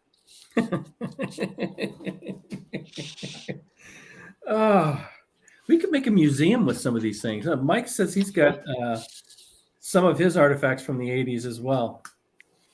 Yeah, a lot of my stuff didn't survive either, but I do have the origins of the Richthofen game.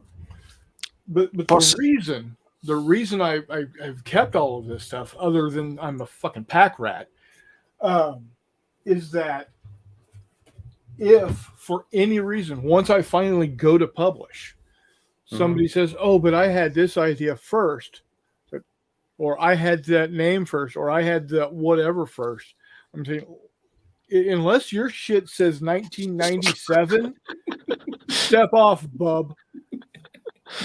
This shit's been running around in my brain for the last 30 some odd years. I don't think that would be a problem, but you're covered. Yeah. Right? That's what a Boy Scout, you're just prepared. Yeah, be prepared. There you go. There you go.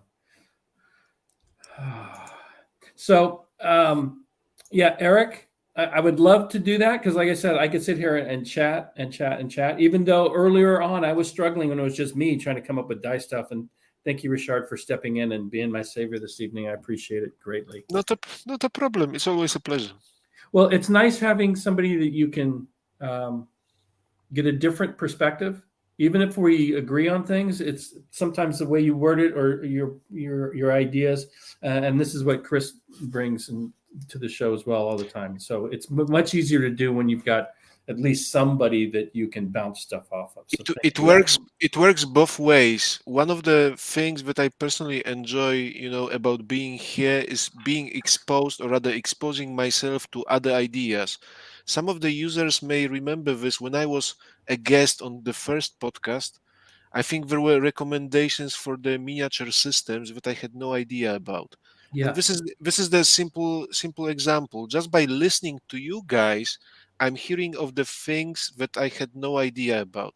Even in case of, I will use NotJay example, the way how he structured his data card sheet, how it looks like, the layout. This is something that I can, benefit from. Yep. So just a little trivia. I mean, we're only on episode 4, so this is a trivia. But Eric is, I think, technically our first live guest because him and I were chatting on Discord when I went live. Although he scampered off and with no explanation. But Eric, you're more than welcome. And I'm going to experiment. Chris has warned me against it, but I'm going to try it and we're going to see if it works. And that is when we have the show on Discord in the Postcards from the Front podcast section, I will put a link for you to jump in. Go ahead, boss. I have a question because right now we are all using our cameras, but some of us may be cautious about this. So is it official that we have to come in to the StreamYard with our cameras on, because we can just use our voices, right? Correct. So it's not. I wanted to say to Eric that if he wants to join us in StreamYard, it's not like you have to have a camera, because if you do not have a camera working, no, you cannot. Yes, you can. Yes, you can. See, look, there we go. Chris got all shy on me. Yeah, so you don't have to have a camera. I'm gonna have to put the cat picture up. I thought I had one. You must have. I have one on Discord, and I'm wondering. You are Hissy Cat.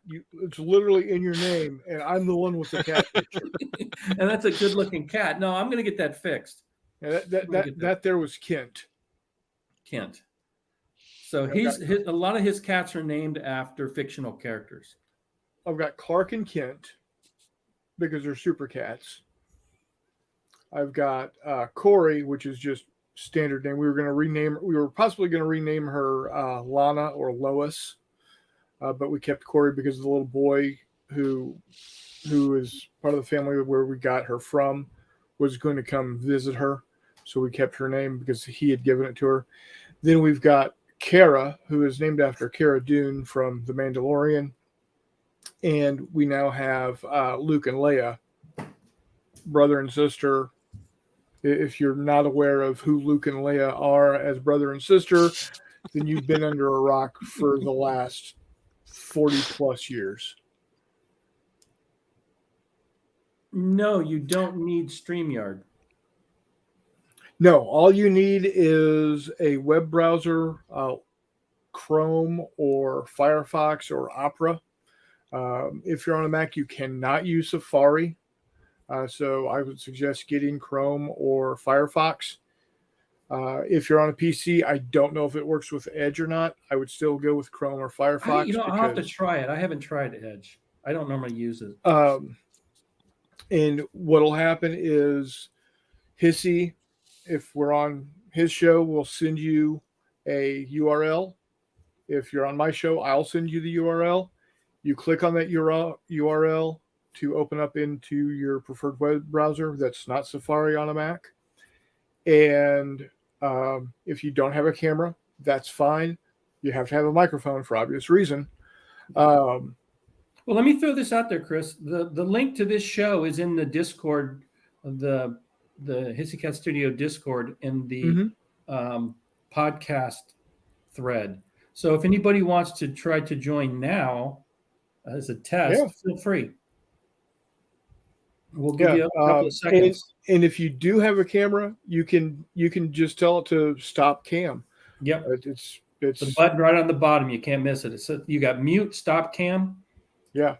And even before you get into the quote unquote green room, it gives you the option to not even have the camera turned on. That's true. So you come onto stage, as it were, without the camera being on at all, and you're just voice. Yeah, because what I'd like to see, and I've said it before, and I'm not going to force it, but I'm going to keep encouraging it, is I want you guys in chat to hop in and hop out, like Ryszard has done. I think it adds to the show. One, we can build, I think, a stronger community when you talk with somebody as opposed to just chatting. And it's a little easier to express your thoughts. And also, because this is distributed as a podcast, then listeners are going to get a chance to start at least putting your name with a voice and hearing some of your thoughts as well. And that's only going to help grow our community. So I highly encourage it. And so if anybody wants to pop in now and give it a shot, don't be shy. I'll give you a couple of minutes and then I will berate you. No, we're not going to do that. It's not about berating anyone, but No. It's true. Anyone can follow the link that was given on the Discord and just join here using the web browser. Indeed, Yep. I have done it, and you can do this too.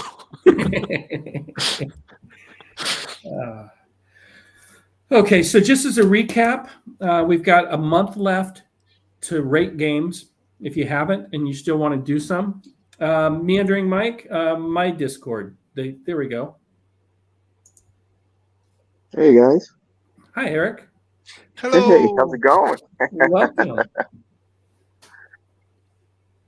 Nice. It's an Well, good to hear example. You made it. You made it. Yeah. So if you I think I did something wrong here. If you want to be like the unknown comic and keep the bag on your head, that's fine. No judgment. So while we got you on here, what's your favorite dice, and maybe expand on that subject a little bit. Oh man, I think I like the D20. That takes me back to my Dungeons and Dragons days there. Okay. Yeah, that's I like the D6s a lot. That's just so easy to come by. You can go anywhere, you can find a D6, and film game design is just, I don't know. I feel like it's very easy to find one of them laying around the house, or can swing by a dollar store and find them. It's just so much simpler. Just to start rolling right away. Yep. Well, also, if you go to like a thrift store and pick up old games, sometimes they still got the dice in them, and sometimes they don't. But so you just end up with a collection of D6s. I almost don't buy them. Absolutely. Yeah. Like I mean, I know I'm cheap, but I love the dollar store. You can go there. You can get so much material for, game design, crafting.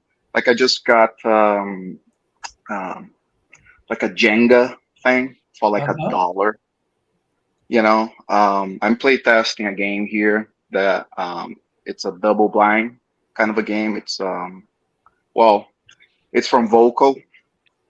He's doing a Hunt for Blackbeard game. I don't know if you've heard about that one.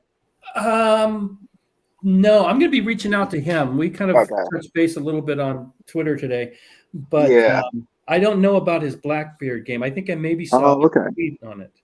Yeah. So it's a 2-player game only. Someone's the hunter, someone's Blackbeard, just trying to get away. Okay. And so I found I needed blocks, right? So one side, the Blackbeard player can look and move around the board, and then on the other side, the hunter just looks at that side, so he can't see what I have on my side of the board. Because it's a hidden movement. So I get to know what I'm doing, obviously, and the hunter is just trying to figure out where I am so they can locate me, you know. Okay. So I found this Jenga, game there, and I'm like, you know what? It's not the right size because they needed to be like, 1-inch blocks, the usual blocks we use for war games.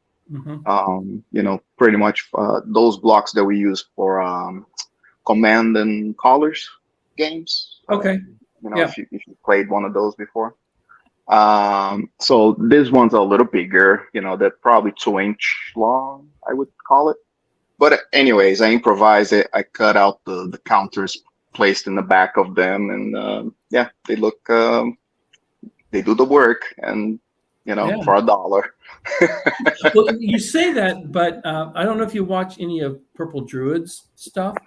Yeah. And he does a lot of Hey, Mike. Going to thrift stores and the Nice dollar hat. store. And say hi to Jester. I see you there, boss, and welcome up, Mike. Glad to have you on. Yeah. No, I like the dollar store because again, if you're someone that likes crafting and doing your own print and play kind of games, it's a great store. It's on the cheap, and you go there, and I can probably make 20 games with all the product I get from it. Well, you bring up a point. Do you find when you're designing a game, if you've got prototyping material around, that encourages you more to either use that stuff, or you've got an idea and you can rummage through your prototype supplies and kick out a design? I'm a very visual person, Mike. For example, Chris was showing his ships there, right? Having something like that in front of you, it really gives you an inspiration, right? Like, for example, if I have minis, Warhammer minis, or 40K, whatever, doesn't that inspire you to create something with those materials in front of you? Like, exactly. You see what I'm saying? Because I think because designers are very creative people, even though some of them might not think that they are. Exactly. Because maybe it's a different kind of creativity. It's not like you're painting maybe, or you're able to or draw or anything like that. But it is a very creative thing, And sounds like you're similar to me in that I am a tactical designer. Right. I've got minis I printed up and painted for a miniature game I'm working on because I want to play with them as I'm designing. Absolutely. It's like you do a similar type of thing. It is. And that's why I'm not a big, I have an issue with like digital gaming, as in, and don't kill me, please, everyone. Vassal, TTS. I have an issue, as in, for me, it's much easier to produce a game, like a print and play, put it right in front of me, and test it out, than to play it on Vassal and TTS. Even though I can see why it's so important nowadays to have TTS and Vassal to play test and to just reach out to a wider, variety of people anywhere on the planet. Like, I can definitely see why it's, the benefit of it, But me personally, like with Chris's game, for example, he sent it to me, and I love just putting together the whole thing. I enjoy doing that. There's a crafting aspect to it, right? It is, absolutely. And it does remind me of my like let's go back, I don't know, 30 years when I used to play. There's a crafting aspect to it, right? Yeah. No, yeah, and it's I take a lot of joy doing that stuff, and like with the postcards, challenge that, Now, what was your game? Refresh my memory because I don't have everybody's game. My game was Invisible, Unswitchbar. Oh, the submarine game. U-boat game, yeah, and the Invisible Sniper as well. Okay, so I need to have you on as a featured guest so we can do a deeper dive on your games. Yeah, no, absolutely. I mean, I don't have, I'm fairly new to, war games in general. Like that's why I love being on chat, because then I can hear you guys talk about these games that I'm really, really unaware of. And I get to know, exactly some of these games. And I make notes too, because then I go and I research about these games. Oh, very cool. I'm very curious about mechanics in games and and just finding out why did you design this game? Like what's your train of thought? Like what methodology are you trying? Like I get curious about stuff like this. I'm sorry, Eric. When you will be the featured guest, I will be able to ask the very same question about your designs, about snipers and the submarine boats. And I'll try to answer the best I can. Well, I'm gonna, Eric. Are you available next week? Because I don't have a guest lined up for next week. I could be available to you. Okay, we have a guest for next week then, Eric. We'll have you come on and talk about your two games, and Ryszard could sit in the chat and he could grill you. Yeah, absolutely. But take it easy though. My vocabulary is not as well put together as you guys are with board games and history. I like games, and when I take something that I enjoy, I try to work with it and do the best I can. Das ist unglaublich. The whole point of this podcast and having you jump on, I'm the same way. Is let's share what we're doing. And I hate using this term, but let's provide a safe space for designers to talk about our designs and not shy away from them, because sometimes we can be a little introverted when we're thinking of something because oh my god, I've never seen this done, maybe this is a dumb thing, maybe nobody's doing this because it doesn't work, or you run into a problem with a design and then somebody just says, hey, have you looked at this game or that game? And none of us here know every single game ever printed and every single mechanic of every single game. Except for Jester. Because he's played them all in January. Well, okay. Jester is unique in that he plays more games than any human has the right to play. He's amazing at the gameplay. Chris, I do not understand how can Jester play so many games. I don't. Apparently, he is on a 37-hour day, 18-day week, 74-week year. He must be, because it's like every time I go on YouTube, it's Jester playing a game. Oh, look at this. Okay, dude, he's going to flex on us. 43 new games since the start of 2023, 198 games played so far this year. Dude, that's like the USS Texas saying, oh, Germans, you think you're out of range at Normandy? No, let me give myself a 2.5-degree list and shoot at you farther. But look, we make fun, right? But Jester, Ruff, he's living his best life, brother. Love it. Yeah, but Jester, Ruff, and Tony, they inspired me a lot to come up with these games that I came up with.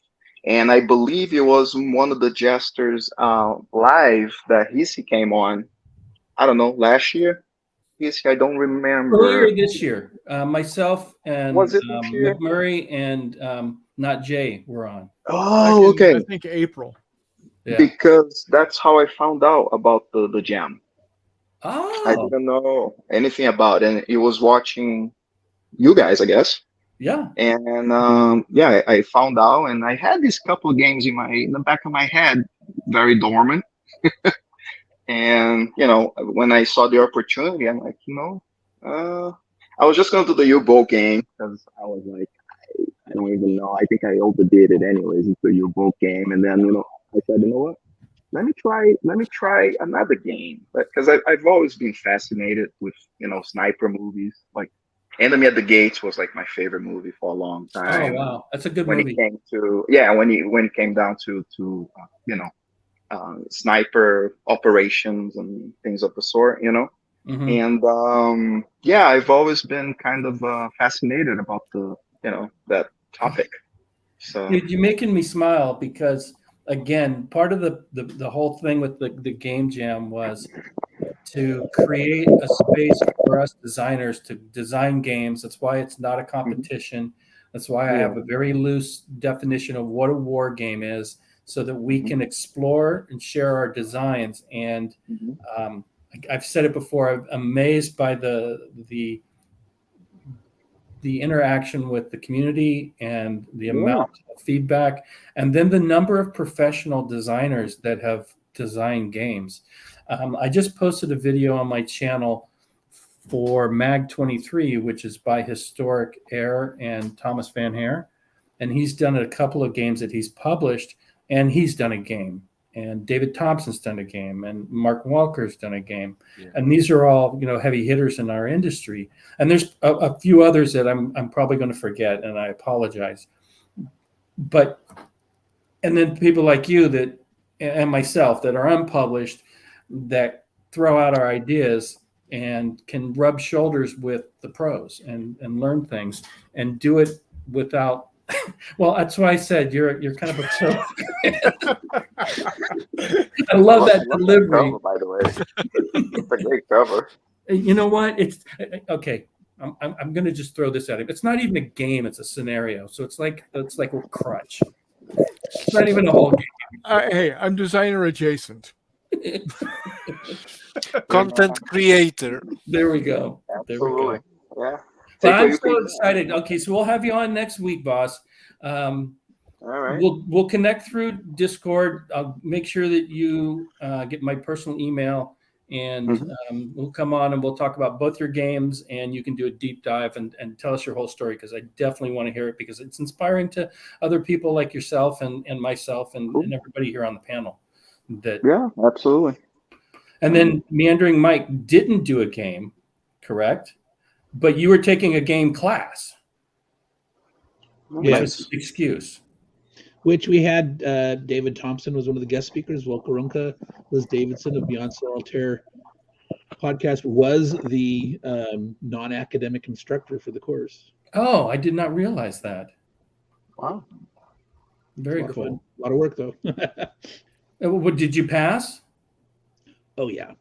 She makes it easy. It's all about what we're trying to accomplish and what we're trying to do, and so there was a rubric for you got to cover these things to technically get your certificate for the course. But okay, that if you as long as you were making progress on what your goal was, you're going to get that done. So okay, well, she's supposedly going to be at the San Diego Histicon this year, so I'm gonna with a playtest version of Night Witches. So I'm excited with the opportunity to meet her and get a chance to play the game. And what I may do is when I go to Histicon is to try to do some interviews and just tape a bunch of back-to-back interviews and just post them, and hopefully get a chance to speak with her at that show. But anyway, guys, we're closing on a little over 2.5 hours. So I am going to shut it down.